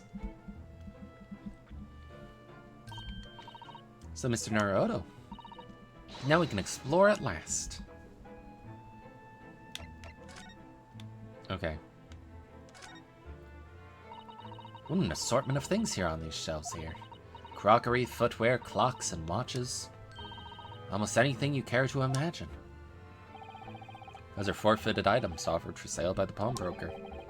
What does that really mean, though? When you pawn or quickly colloquially pop an item, the broker loans your money against its worth. He stores the item for an agreed period of time, after which the loan must be repaid. If not, he is free to display it in his shop for sale at a price of his choosing. Now you've explained it, I'm noticing little price tags on everything. Of course, simply by paying the agreed interest on the loan, one can extend the period of safekeeping. So you may pawn that black garb of yours without fear, my dear fellow. My treasured university uniform? Never. It embodies my student spirit.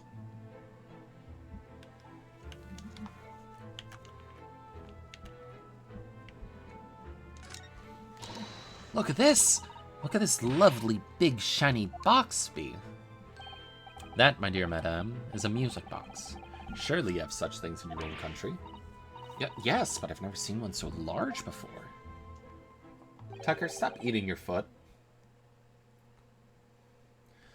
Shall we listen a while?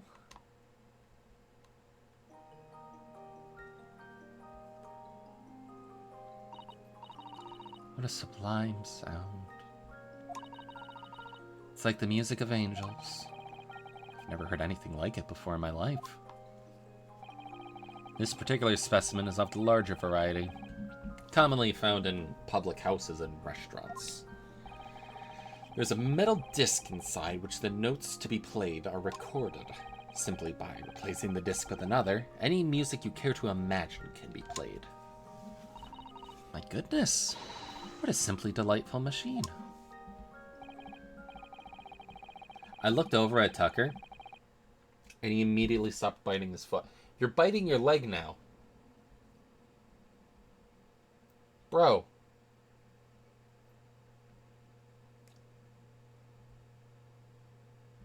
Yeah, I'm putting you on blast. Indeed, though their popularity has waned recently with the development of the gramophone, of course. The biter. Science and technology advance at such an overwhelming... Yeah, that's right. I shamed you out of here. At such an overwhelming pace. Let's see. Is there anything over...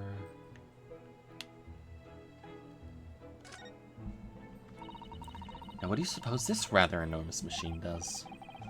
Seems to have two little windows for looking through. Allow me to enlighten you, my dear fellows. What you're looking at is a stereoscope. Stereos... Fascinating. It's aptly named, I assure you. Look through the eyepieces and see for yourself. Oh, I should be delighted to. Excuse me for a moment while I just have a look.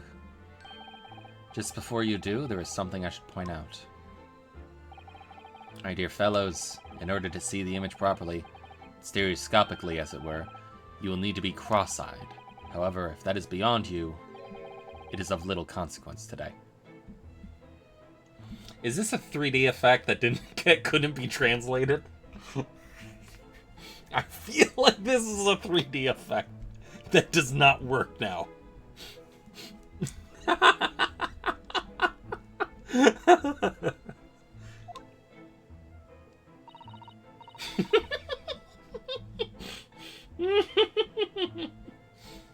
I'm gonna try it. Ah! You must see at once. Oh, all right then. So I need to be cross-eyed, like I'm trying to look at my own nose.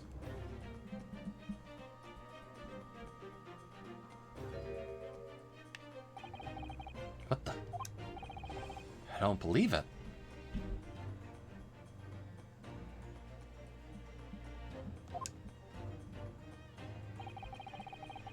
It's just a photographic print, but it seems like you could reach out and touch it. Yes, the sense of depth is startling, is it not? Stereoscopes are one of London's many fads.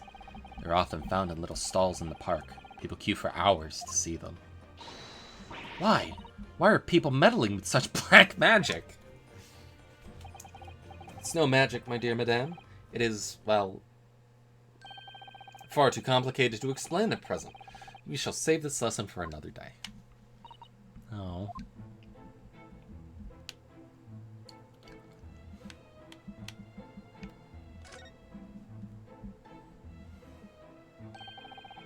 It's not a calendar you could easily miss, is it?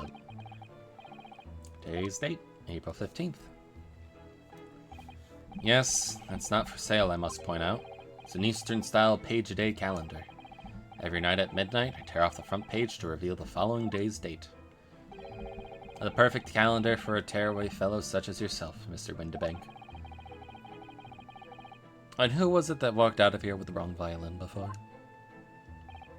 Well, when the agreed storage period has passed without repayment, the articles are forfeited, you see. So I have to keep a close eye on the date. Something of a pawnbroker's obsession, you might say.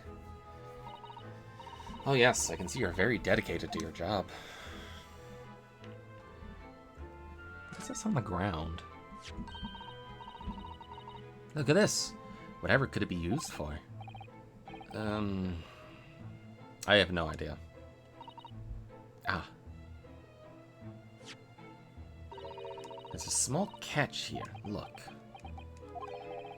We're gonna open it, aren't we? Oh my, that's amazing. That's some sort of spring-loaded mechanism, which we'll never manage to put back the way it was before. What are you two doing? What? Us? Nothing. No, nothing at all. Whatever this device is, it seems to have a pair of little windows to look through. Feels as though I've seen rather something similar to this elsewhere. What? Only a tuppence for it? That ain't fair and you know it. The article is barely worth a penny, miss. I cannot offer more. Sounds like there's an argument brewing over by the counter. Come on, that can't be right. Have you even had a proper butcher's at it? I've seen all I need to see, young girl. Wait, don't we know? I'm sure I recognize her. Oh yes, it's a young lady from Mr. McGilded's trial 2 months ago. Her name is Gina Lestrade, my lord. She's a charmer. Earns her crest among large crowds, relieving people of their purses. What's commonly called a pickpocket.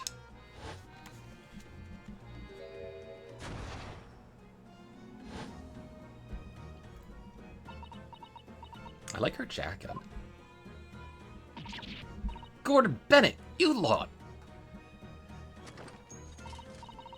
Hello, Miss Lestrade. I hope you've been well. Yeah, what? You remember me then, do you? Well, I remember being completely surrounded by smoke, that's for sure. So, what are you doing in here? Down and out like the rest of us? Nothing to eat? Come to pocket that black weasel, coat, have you? What is it about this black uniform that makes everyone comment on it? Ah, good day, unless I'm much mistaken. You would be the young pickpocket who stole our experimental smoke grenade launcher. Ah, Mr. Sholmes! So, you have something of value to pawn, do you? Allow me to see the article and I shall negotiate with Mr. Windibank on your behalf. Pull the other one. I don't need help, no help from stuck-up D. Get out of my business. Go on, or I'll make trouble for you. As you wish, Miss Lestrade. I will happily remove myself from your presence. And then he fades away. He's really done it. He's gone.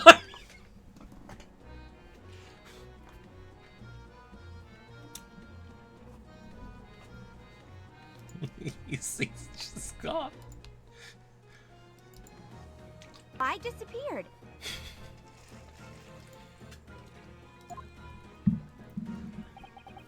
I'm sorry, but as I said, there really is no room for negotiation here. What is that thing he has in his hand? Some kind of metal disc? And you, go on, leave me alone. Oh, Miss Lestrade, just pretend we aren't here. We shan't be offended in the slightest.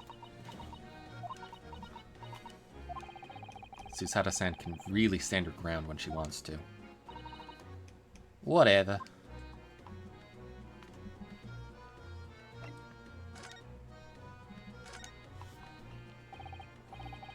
Somehow, I didn't really think you were the sort of person who'd use a pawnbroker, Miss Lestrade. Yeah, well, I am, alright? I'm a Londoner, just like everyone else. Problem, is it? No, not at all. It's just that, well... Oh, I get it. I know what you're thinking. That thing probably don't even belong to her. Probably got it on the dive, didn't she? Yeah, I can see it written all over your Chevy Chase.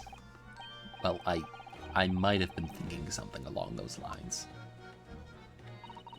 You're not gonna deny it, Mr. Naruto? Alright then, I'm just gonna come out and ask you straight. Do you pawn things that you steal from other people? Well, I don't know how to best answer that, really. Suppose sometimes. You're not going to deny it either, Miss Lestrade? But not this time, alright? I swear, that thing belongs to me. The disc that Mr. Windibank is holding. Perhaps we should see what he has to say about all this.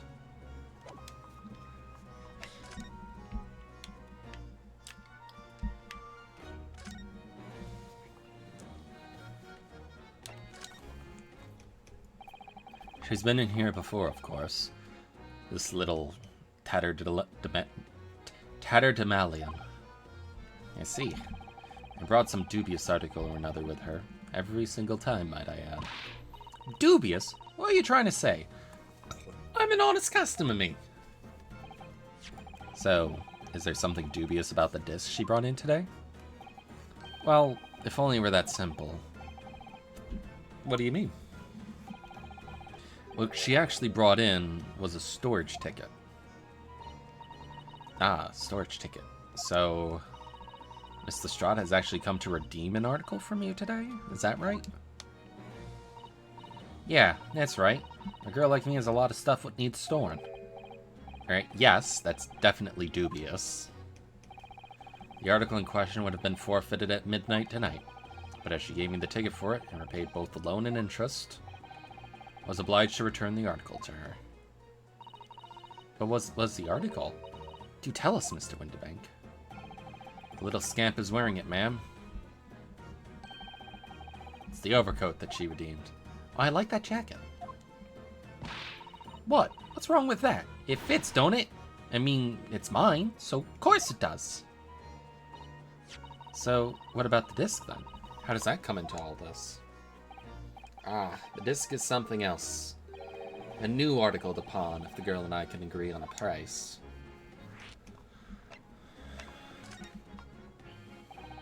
I'm confused. I thought you said Miss Lestrade brought in a storage ticket today. It's really quite simple. Yes, the child brought me a storage ticket, and the money owed on it, as you say. For this heavy black coat which you returned to her care, as I understood it. That's right, yes. And rather unsurprisingly, as soon as the little ragamuffin put the thing on, she went rifling through the pockets. Oh, you mean... That is a good-looking coat. What? Don't you know it's rude to stare at a lady? Ah, I see. So it came from the pocket of the overcoat, did it? If you mean this disc, then yes, exactly, ma'am. And she immediately tried to pawn it. For a high price as well. This is all rather suspicious, I think. Give it up. I'm just trying to pawn something like anyone else would. Miss Lestrade, may I ask who deposited the overcoat here in the first place? Well, me. It doesn't really appear to be your size.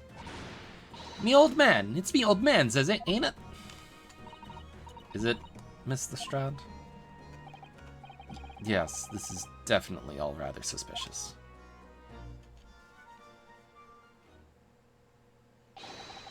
Out of my way, please. Who's this picture postcard English gentleman?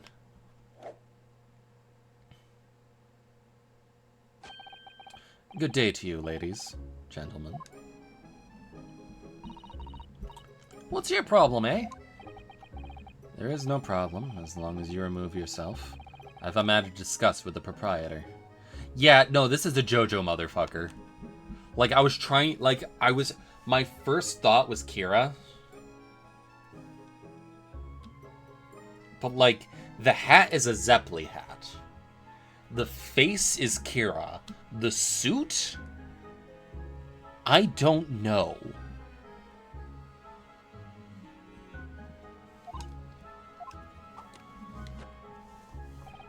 And if you intend to make a problem of it, I shall see you outside, little girl, for the hiding you deserve. Look, ain't it obvious? I ain't done talking with him yet. If you think you're such a gent, you should know off to wait in line. Well, you are an impudent little brat, aren't you? As well as a pickpocket. Yeah? Who are you? How'd you know who I am?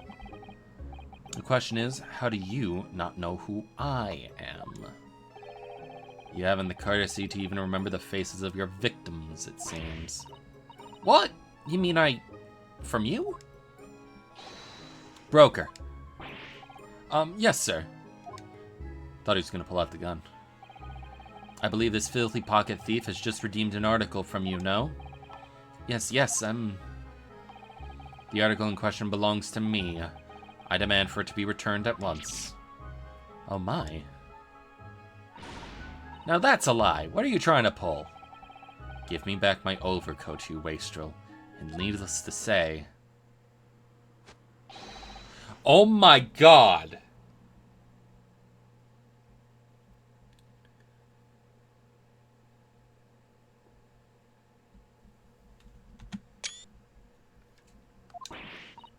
You can't have it. You just can't. It's the old man's. Or it was. Now it's mine. Goodness, Mr. Naruto.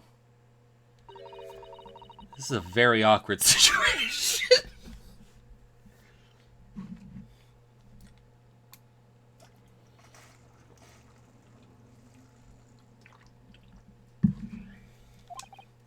Yes. I think perhaps we should hear both sides of the story in a little more detail.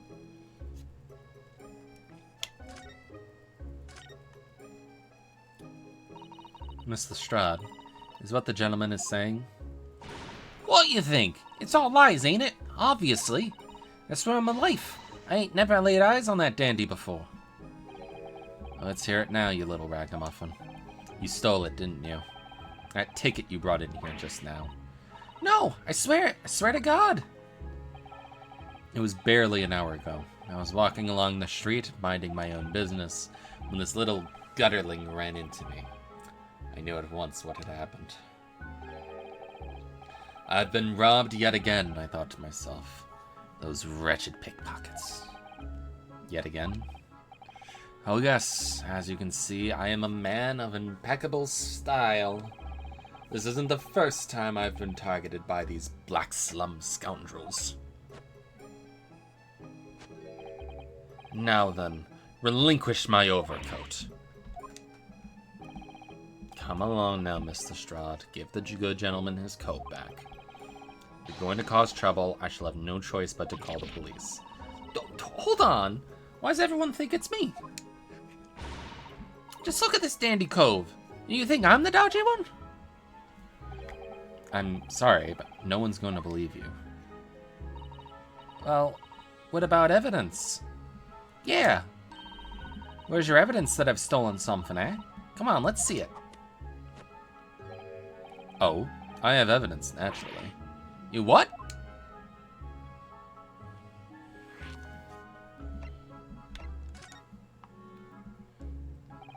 Evidence that the article Miss Lestrade retrieved actually belongs to this gentleman. Is your name written on it? You need only consult Mr. Windibank's ledger to know the truth. You'll be able to look up the name of the person who deposited the article in the first place. Yes, brilliant. I'm very sorry, but I'm afraid that won't be possible. Oh? I never ask customers' names. That's a strict policy of mine. But why not? Well now, as you can imagine, some of my customers have circumstances to consider. A great many of them prefer to maintain their anonymity. Yes, I see. But then, how can you know if an article belongs to the person asking to redeem it? Oh, it's quite simple. Good sir, might I trouble you for the watchword associated with the article in question? Of course. It's... Professor. Yes, that's right. And all the evidence we need. This gentleman is the rightful owner of this article, without a doubt. A watchword? Interesting.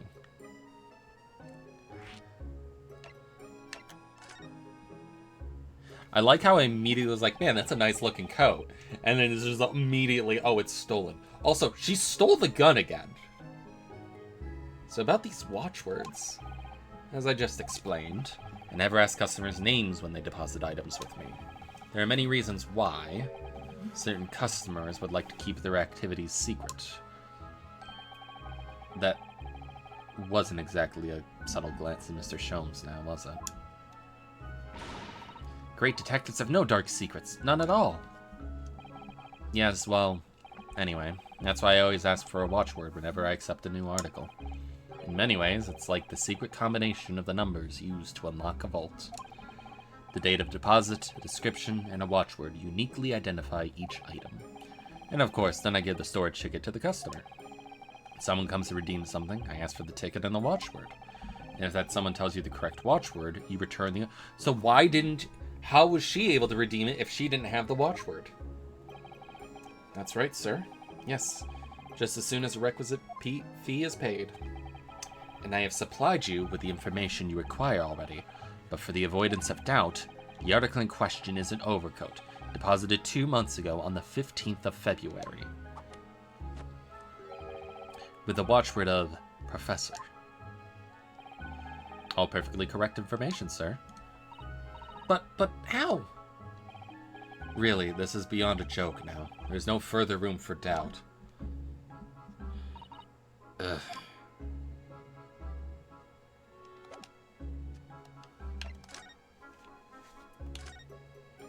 He's gone. He disappeared again.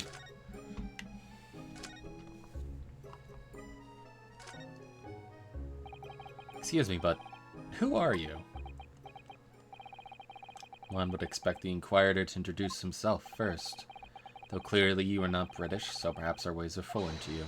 Oh, sorry. Yes, we're from the Empire of Japan. We're studying here. Oh yes, Japan. I've heard talk of the place. Its inhabitants lived on some fiery brown-colored soup, dressed up with exotic spices. You might be thinking of somewhere else. And what was that theatrical gesticulation about? Perhaps. Anyway, if you are a gentleman, sir, you offer your own name first before inquiring after the name of another. Of course, yes. I'm Ryunosuke Naruto. I'm a lawyer. A student of law, really. My name is Susato Mikotoba. I'm Mr. Naruto's assistant. I see. My name is Benedict. Yes, Eggert Benedict.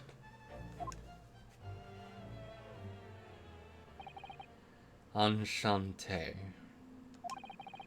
He's so refined in how he holds himself and how he speaks, but that name is sus. Now, to the matter at hand. My overcoat. Return it at once to someone with the style to carry it off. Every move he makes, every breath he takes, I can't stand watching him.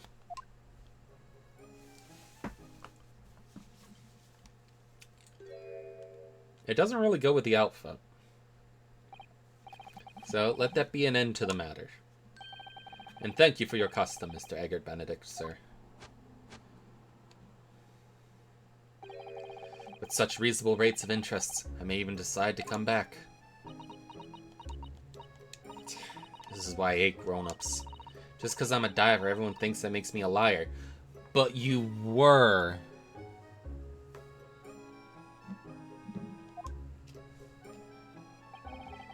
And the contents of the coat pockets, if you please, broker. But of course, sir. Here's the disc for you. Just this one? Pardon, sir?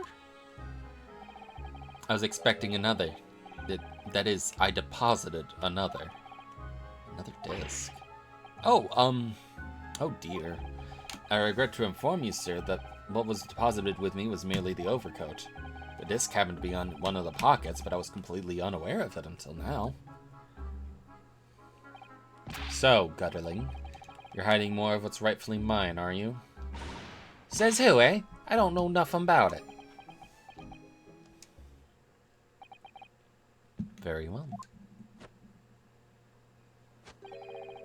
Then I shall bid you farewell. Say goodbye to style. Wait a minute.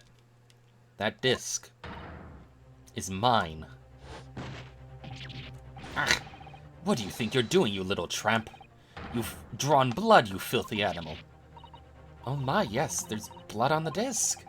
It's because of all those sharp little bumps. The man must have scratched his finger on them. I found it first, alright? I mean, it belonged to me, old man. So you're not having it. Oi, you take it. Me? If I hang on to it, they'll have it off me again. So you keep hold of it. Miss Lestrade, why is this disc so important to her?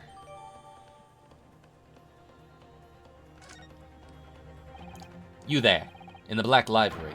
Hand that disc to me at once, please. No, don't! He's lying! Grown-ups are all liars. So what do I do now? How am I gonna resolve this? Fucking leave!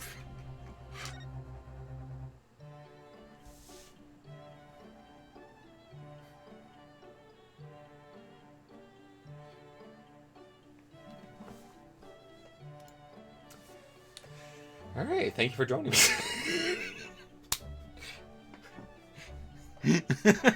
Well, that was a situation. Not our problem, though. Anyways, Iris. Eggs.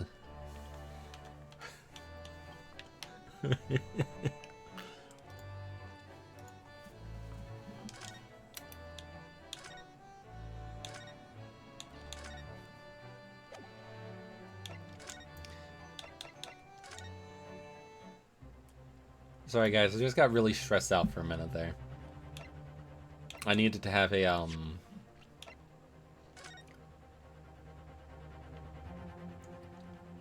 Oh.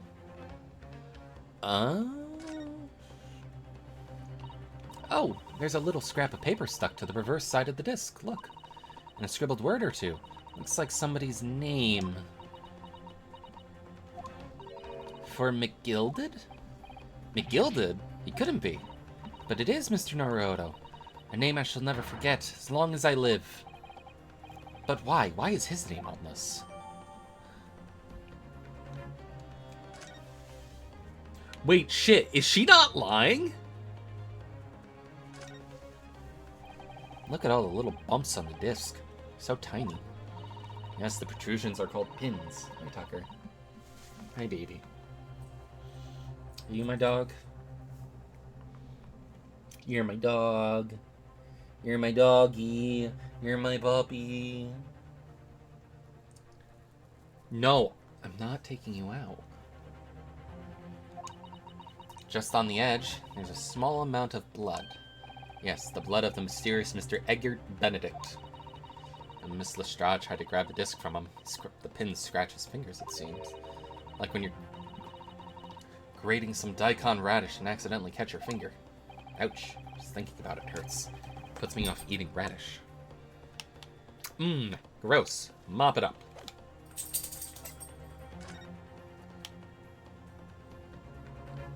Mr. Broker, what do I do?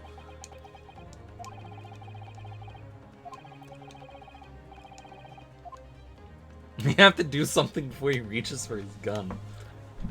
Gina. She is really looking daggers at that mysterious gentleman. We need to do something to calm things down before she loses control and attacks him again.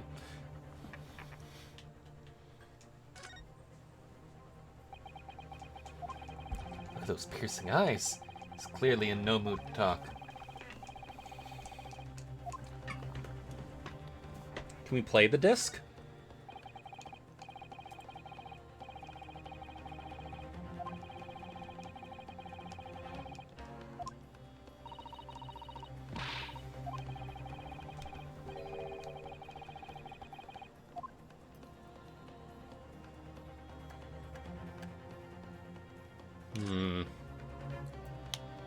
Sholmes! What are you examining with such keen interest there? As you enjoy a bar of caramel, I see.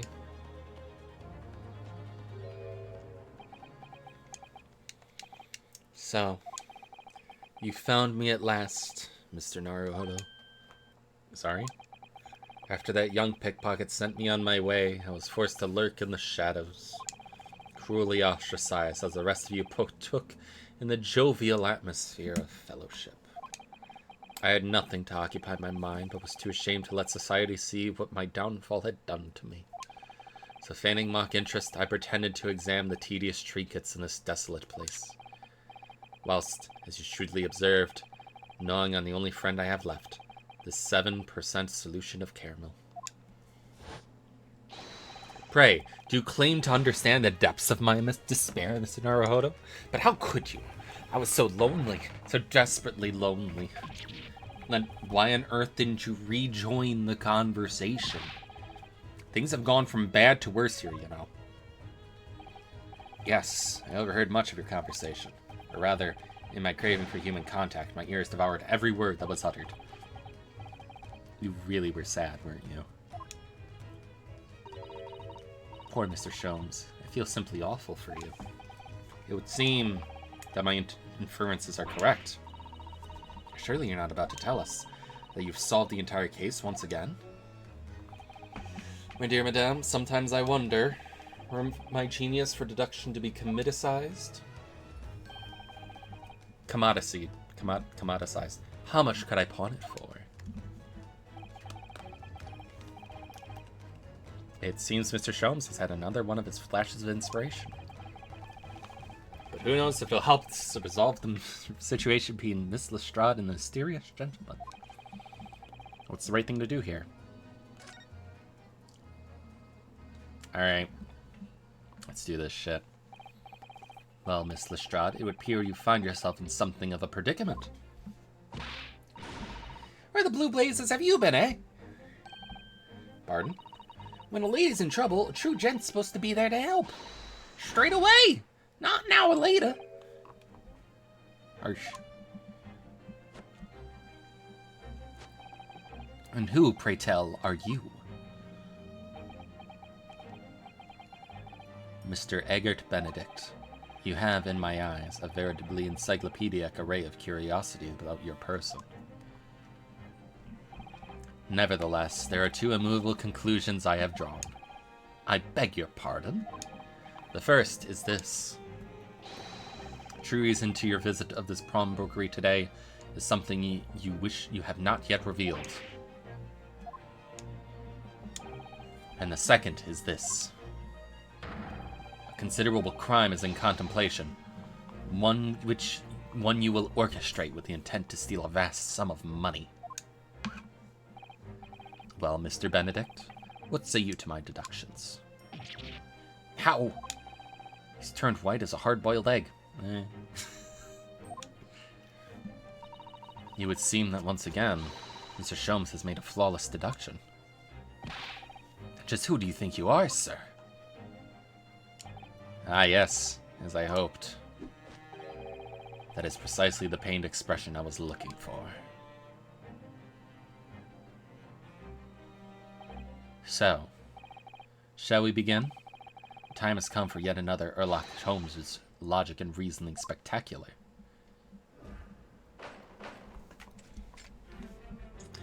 We haven't even gotten to, like, what the crime is gonna be.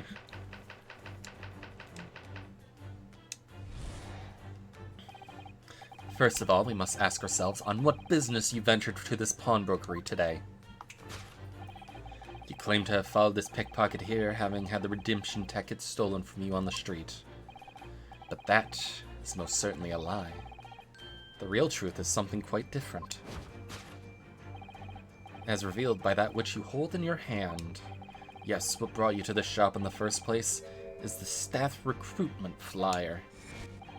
The piece of paper in your hand is a staff wanted advertisement from this very shop. Yet even the most unobservant would soon realize that a man of your appearance has no need of such employ. In other words, there is some ulterior motive for your actions.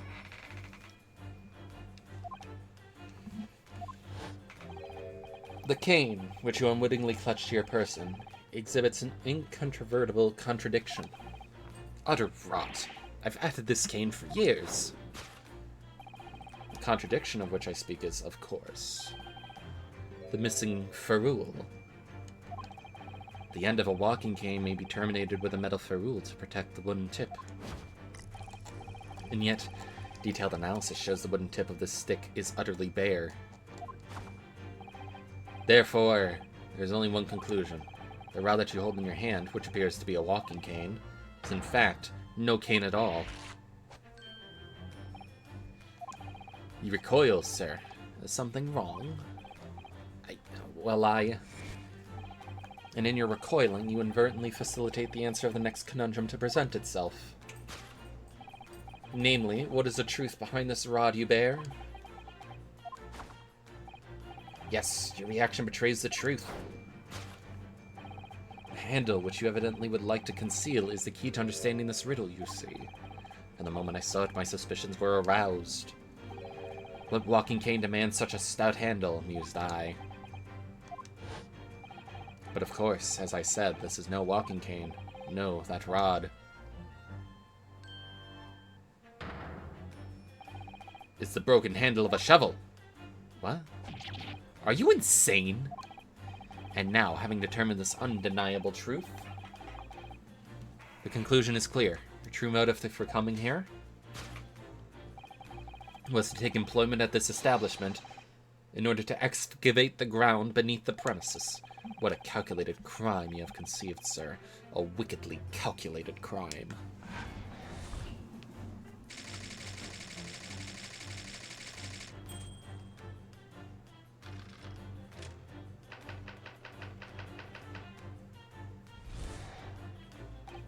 Now, Mr. Benedict, let us continue.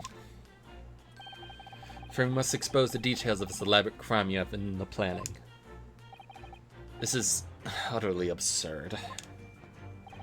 You suggest that I, a gentleman, intend to excavate the ground beneath this pawnbrokery with a broken shuttle? What on earth do you propose I could expect to find there? Some long-forgotten treasure, I suppose? Save for such fanciful theory, what possible reason could I have to do as you say? Oh, but there is ample reason. As you are the only too well aware, Mr. Benedict. Your furtive glance is more telling than I could have hoped. What? Let us consider what motivation would motivate a man to infiltrate a shop such as this and covertly dig underneath its floor. The answer is revealed by the council notice on the counter which your eyes have inadvertently drawn. This letter gives notice of public works to be carried out in the local area. According to the enclosed plan of upcoming sewage works, beneath this shop runs a sewer that adjoins another, one that runs under the bank on the opposite side of the road. The madness has entered the sewers now, has it? By excavating the ground beneath our feet, you would gain access to the waterway that flows in very close proximity to the great vaults of the financial institution opposite. What are you... In summary, sir, you devised a master plan to pull off an elaborate bank robbery by a dint of underground tunnels. Master plan? Which brings us at last to the final chapter of this lurid scheme. With what plunder did the thief hope to make off from the underground vault of the bank? Are you quite serious? Having consulted with Scotland Yard some days ago, I happen to know the answer. But naturally, the answer is no secret to you, is it, Mr. Benedict? I have no idea what you're talking about.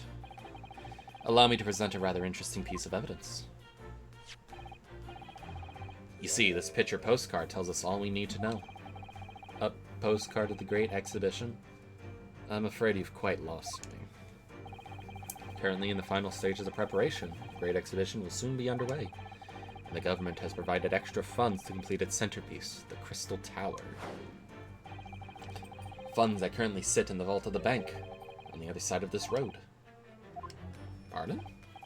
Yes, the considerable crime you may have been contemplating is the theft that which sits in the vault of the bank, the special reserve funds for the Great Exhibition. Of course, that is top secret police information, so keep it under your hat, please.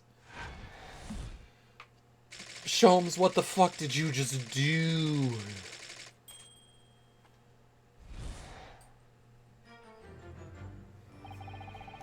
That concludes Sherlock Sholmes' great deduction of this pawnbroking puzzle.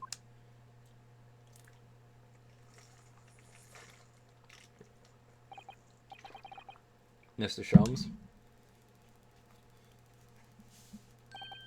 Well, an impressively upbeat deduction for a detective racked with loneliness, would you not agree? Was it true what you said about the bank over the road and what it has in its vault?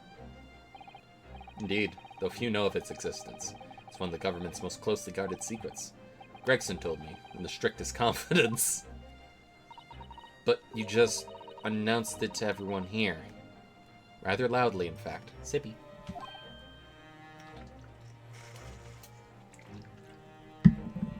Ah. And if it's such a big secret, how would Mr. Benedict have come to find out about it? There can be one explanation for that. Clearly it is because the man is a criminal. But what if he didn't know anything about the money in the vault? If he is a criminal, as you said, then buying a brand new shovel is sure to be the first thing he does now you've revealed the secret. Oh. Or if he doesn't, maybe Mr. Windibank will. He already has plenty of shovels here, after all. On my life, I assure you I'm not so scrupulous. Unscrupulous. Well, hopefully this has taught you a valuable lesson. Sensitive information must be handled with the utmost of care. Where's Gina? One can never be sure what someone privy to secrets won't disclose them. Once word is out, it's out. Perhaps I think twice before confiding in you next time. Confiding in you next time, Mr. Sholmes. An excellent idea. Excellent idea. Well then, you know what to do, I'm sure. Let's listen to that great deduction again and see if we can massage it into shape. Very well then, let us start once more from the beginning. Sherlock Sholmes is magnificent, logic and reasoning spectacular.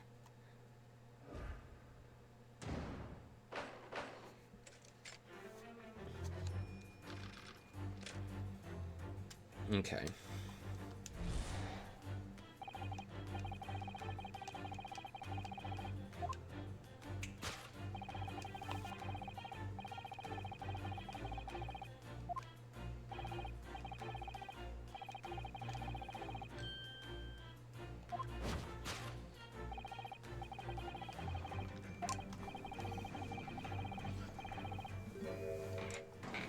Is that actually a staff recruitment flyer?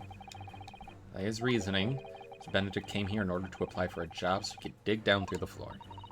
An attempt to tunnel into the sewers to gain access to the money in the vault of the bank across the road. But he wouldn't get very far with a broken shovel, would he? No, I think it's fair to say his motives lie elsewhere. The question is, where? What did Mr. Benedict here at this What did bring Mr. Benedict here at this particular point in time?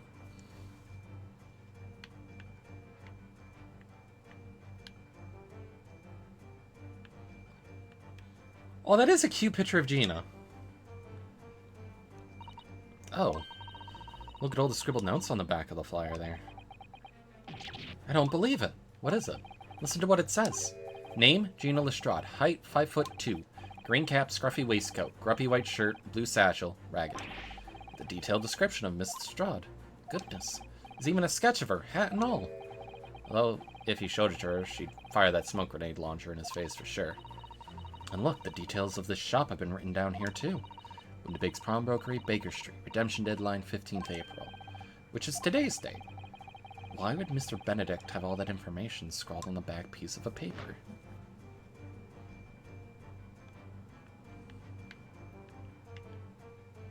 Stylish hat. Take that!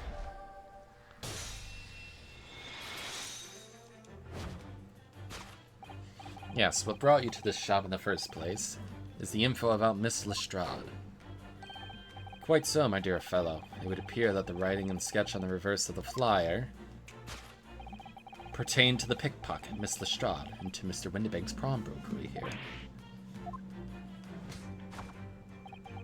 You originally... Imagine, like, going into a store and then just being accosted by these two. Like, oh yeah, no, I just came here to pick up, ice cream. It's for my wife. She's pregnant. And then Sholmes is like, but you didn't come here for ice cream. You were here to stake the place out. For a robbery. And then Naruhodo's like, hold on.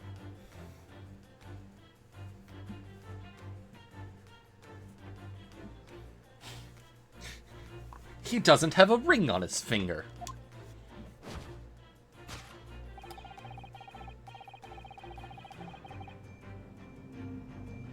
That you merely given chase after Miss Lestrade stole the redemption ticket from you. But that, sir, is a thinly veiled lie. Oh good, she's just over there. It is the information on the back of the flyer that led you here today, by which I mean here to Windibagg's Pawnbrokery, and today, the redemption deadline of that overcoat. So, you waited outside for the young girl matching the description of you have written down to arrive. And you have gone to some lengths to hide the reason for your pursuit of Miss Lestrade.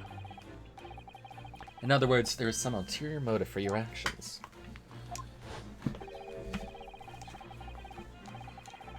Incontrovertible contradiction.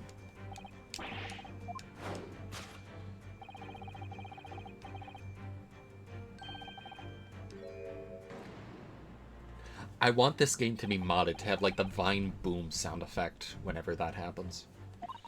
It's the metal cap commonly found on the end of a cane. Ah, the bit that makes a nice clacking sound on the pavement? Yes, exactly. And Mr. Sholmes is right. It appears to be missing on this cane. But it doesn't actually look broken, does it? No, it doesn't. Well, the gentleman certainly did recoil when Mr. Sholmes identified the cane as suspicious.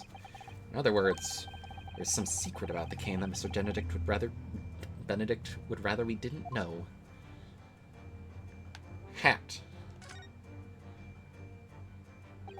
Stylish as it no doubt is, I don't think this white top hat suits the man, do you? No, not at all. The more I look at it, the more something strikes me as suspicious about it. I think perhaps it's not so much as it strikes you as suspicious, but rather that the hat is just striking. I suppose you're probably right. But I see there's initials on there, an AG. Yes, those must be initials, I think. In the West, it's customary for people to engrave their belongings with the first letters of their names. Sherlock Sholmes would be HS, you mean? That's right. And the initials on this cane, obviously. Oh.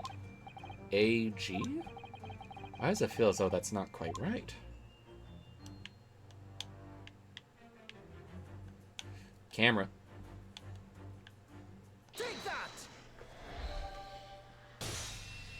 Because if your name is indeed Eggert Benedict, it would say EB, wouldn't it? Most astute observation, wouldn't you say, Mr. Eggert Benedict? We are led to believe, sir, that your initials are EB. Yet in a most possessive manner, you have in your grasp a cane bearing the initials AG. An incontrovertible contradiction indeed, wouldn't you agree? No, you're wrong. This cane isn't... You said before that you had that cane for many years. So don't try to tell us you just borrowed it from a friend or found it in the park. In short, though you hold yourself to be a gentleman, you have withheld your true name. You recoil, sir. Is something wrong? When you're recoiling, you inadvertently facilitate the answer to the next conundrum to present itself. What was that paper ripping noise? Namely, what is the truth behind this rod you bear?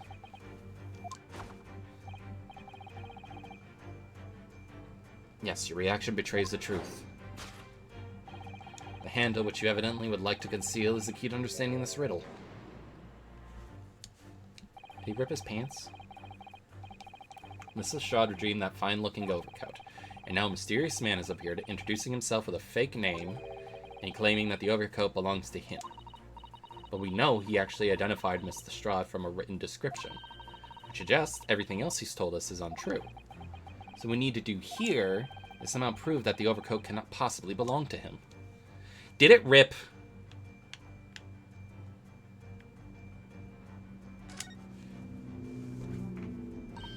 Oh, the seam on the shoulder here is coming apart. Look. So it is. Do you know, a moment ago when Mr. Benedict was surprised by something that was said, I thought I heard it make a rather strange noise. It sounded a bit like a tiny growl. Now I think it was probably the sound of this seam ripping open. If you look closely, it does seem to be a very tight fit. These are stretched to bursting, and you wouldn't have a hope of fastening it at the front. If you were to run around in it, I'm sure the whole thing would fall apart. That I'd like to see. Sorry? So how can we make Mr. Benedict run around? She's really giving us some thought. Okay. It's the hat! Take that!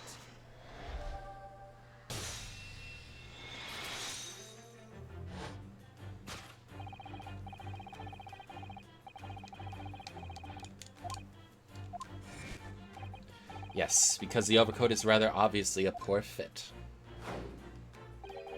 Having forced it over your broad shoulders, the seam is already breaking apart. My suspicions were aroused from the outset. When you so boldly lied about your name and so boldly waylaid this pickpocket.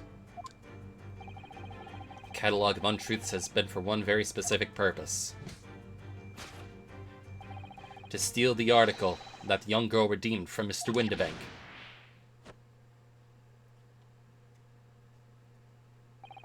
But what really irks me is this. The considerable crime I initially imagined has been considerably curtailed.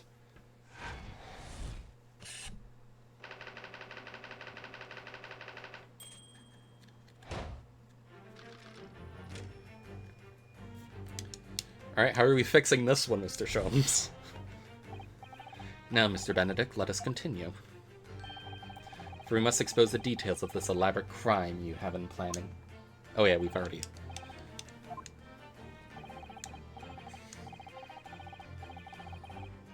You suggest that I, a gentleman, designed a wheeze to filch some tawdry article of pawnage. Have you forgotten that I redeemed the article in the proper manner using the watchword? Had I not been the one to deposit it in the first place, how could I possibly have known the relevant details?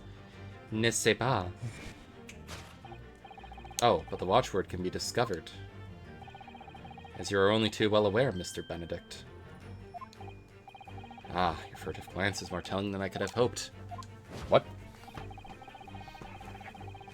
Let's consider how one might learn a secret watchword relating to the pawn property of another.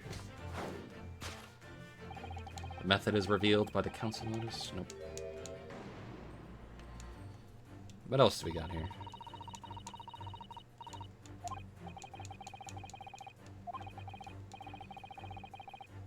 Which is a pity, because it all sounded rather exciting.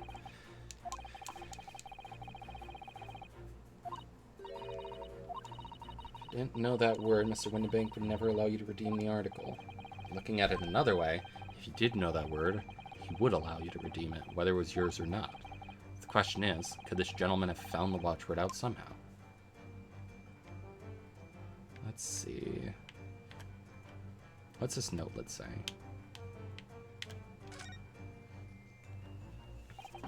Look at this, Mr. Sato. Ah, it appears to be a memo that Mr. Windibank has scribbled to himself. Let's see, what does it say?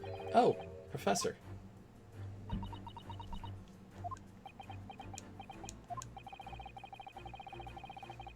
Mr. Windibank must make the notes of the watchwords his customer gives him, right before their eyes. In an alarmingly clear script as well. Oh dear. I don't know where to look. Who knows what other secrets I might see. Okay, so he looked at...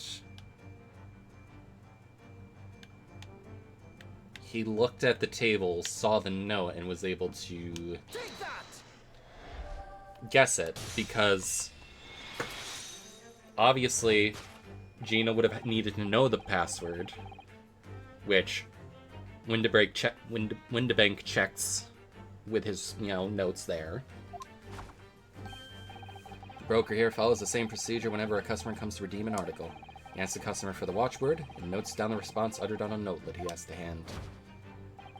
Then he consults his ledger and confirms whether or not the watchword matches that of the article in question. I expect nothing less of a diligent pawnbroker. His diligence clearly has its disadvantages.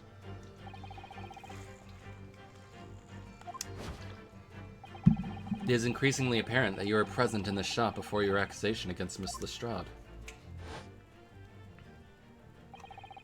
In all likelihood, you followed her inside and then observed her talking to Mr. Windibank. When the diligent broker made note of the watchword, as is common practice, you observed him writing the word Professor on the notelet beside the ledger. And that, sir, was a master plan you devised to steal the pawned article from young Miss Lestrade. I hope she can get her jacket back, which brings us at last to the final chapter of this lurid scheme. Why would you go to such lengths to redeem that particular article from this pawnbroker? For an ill-fitting overcoat hardly seems to justify the effort, much less a worthless music box disc. But naturally, you have very good reason to make them yours, didn't you, Mr. Benedict? I have no idea what you're talking about. Allow me to present a rather interesting piece of evidence.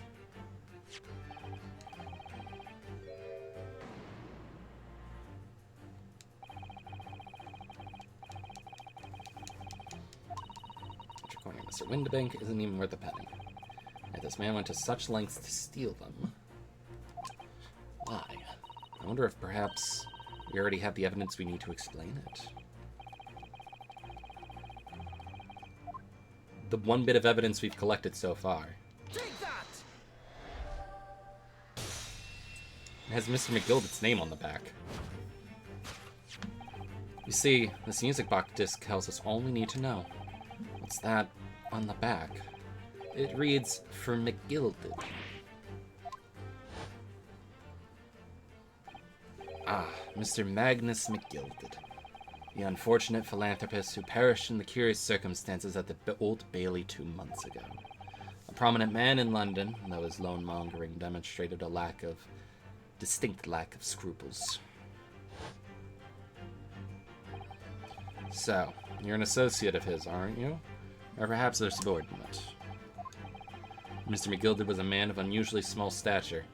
In fact, he was precisely the right size for that overcoat that you squeezed yourself into. Your true identity remains shrouded in mystery, Mr. Egbert Benedict. The final conclusion here is crystal clear. The reason you came to this pawnbrokery today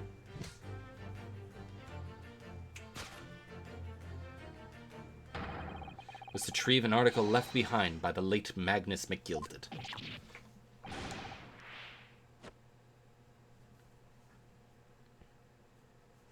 All this before lunch.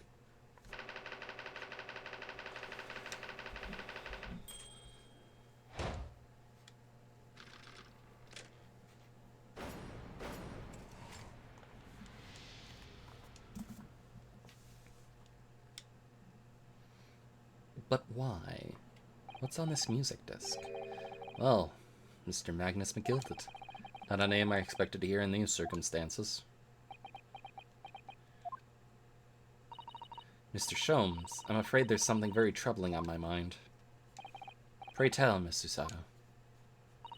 Well, according to what Mr. Winterbeck told us earlier, today was the final day on which the coat could have been redeemed, was it not? Yes, ma'am. That is correct. Today would be precisely 2 months since it was first deposited. Well, today's the 15th of April, so 2 months ago today. Would have been 15th February, sir. That's right. It's all carefully recorded in my ledger. Deposited at 10:30 p.m., I see. What? But that suggests... Yes. 15th February is precisely the day which the omnibus murder took place. And 10:30 in the evening is precisely the time at which the terrible events... Did he fake his death? Suggestive is not the word. It would seem the matter is entirely beyond coincidence. You are, of course, at liberty to make whatever outlandish deductions you choose. However... Oh! I must insist you hand over the music box disc now. It'd be terrible shame for you to return to your native land in a box. What do I do? Absolutely not! We have a gun as well. There are some things a man must protect at all costs. This may well be one of those things. Then again, it may not. Mr. Winterbank. This is my shop. Can't allow any harm to come to my customers. If that were to happen, I should have to take my... Wrong direction! Alright, that's enough. Inspector Gregson. Inspector. That's right, Sunshine. The alarm was raised on one of our dedicated emergency lines. You see, so we got here as fast as we could. Now, what's this all about, eh? Oh, praise be. You're here at last. I was moments away from forfeiting my own life and my own establishment.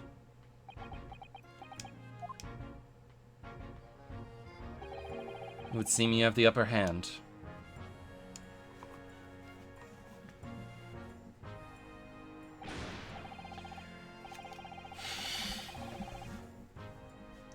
Right. You lot have some explaining to do. I don't appreciate being bothered with some petty argy-bargy. Petty? Mr. Winterbank very nearly met his end. Yeah, by his own gun, as far as I can tell. Oh dear. And the whole of Britain could meet with its end if I don't get to the bottom of the case I'm supposed to be working on. What on earth is the case, Inspector? Spare no detail, Gregson. I might have said a little too much. No matter. It's nothing to do with you lot. Anyway, sir, you're gonna have to come with me down to the station. Me and the boys just got a few questions for you. But of course, Inspector. He's getting away! Get after him, lads! Whistle the beat officer, too!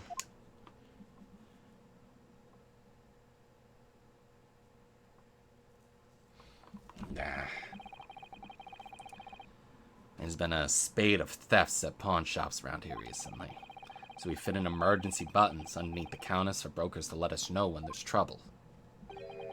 Oh, Inspector, I was very worried there for a while. Very worried indeed. Now then, Mr. Permanently Unmoanin. Oh, yes?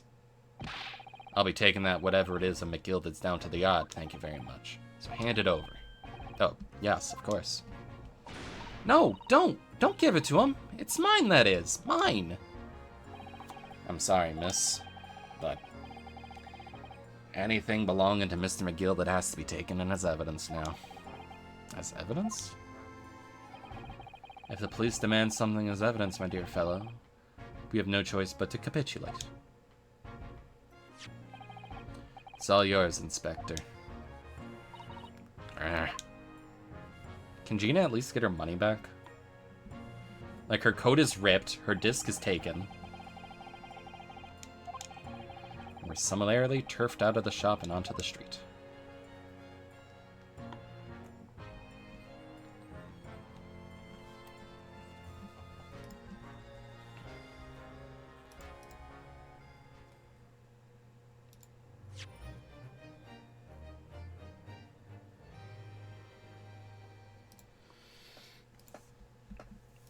Alright, that was fun.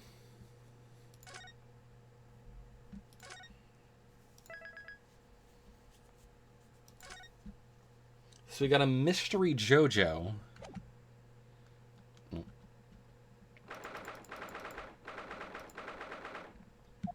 A thief.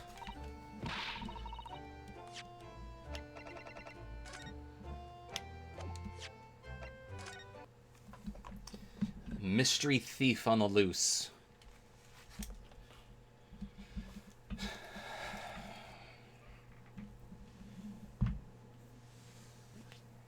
Maybe McGilded is back from the dead and he's committing crimes.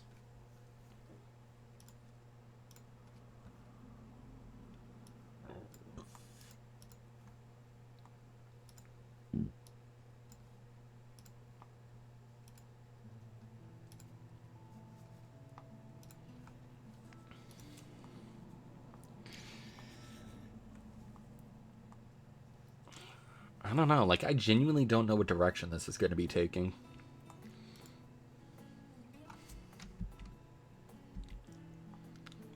Like, I'm wondering if this guy works for him. Which is why he knew that, like, that's why he had Gina's description and everything.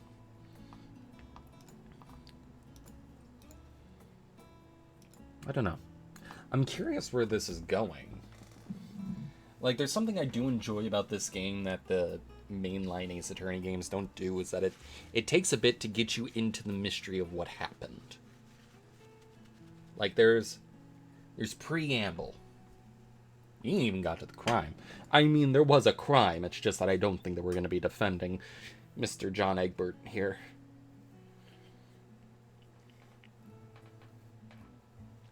I am not letting go of my theory that there's going to be a secret 7th case, or 6th case.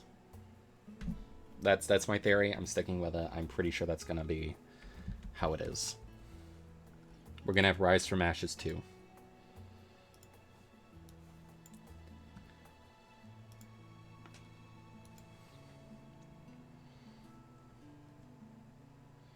I don't think that Mr. Windibank should be arrested or anything. I feel like he might want that gun taken away from him, but, you know.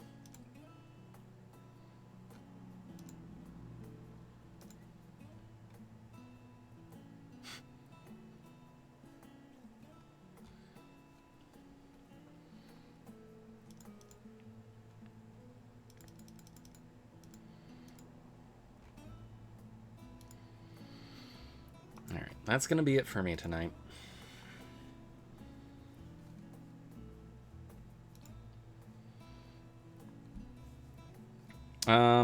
I guess we can raid Kiffy. Like, it's just gonna be you and me, V, but whatever. Why did I do that? Raid message will just be a simple moo. Nothing big, nothing fancy. Alright. I hope everyone has a nice night. You want me to take your medicine? Oh, I should take mine. Drink your water. Get to bed at a good time.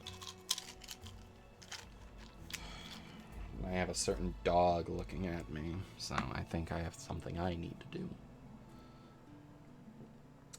Next stream should hopefully be Thursday. I want to try and keep up momentum here. I don't really have an excuse not to stream, so I really should.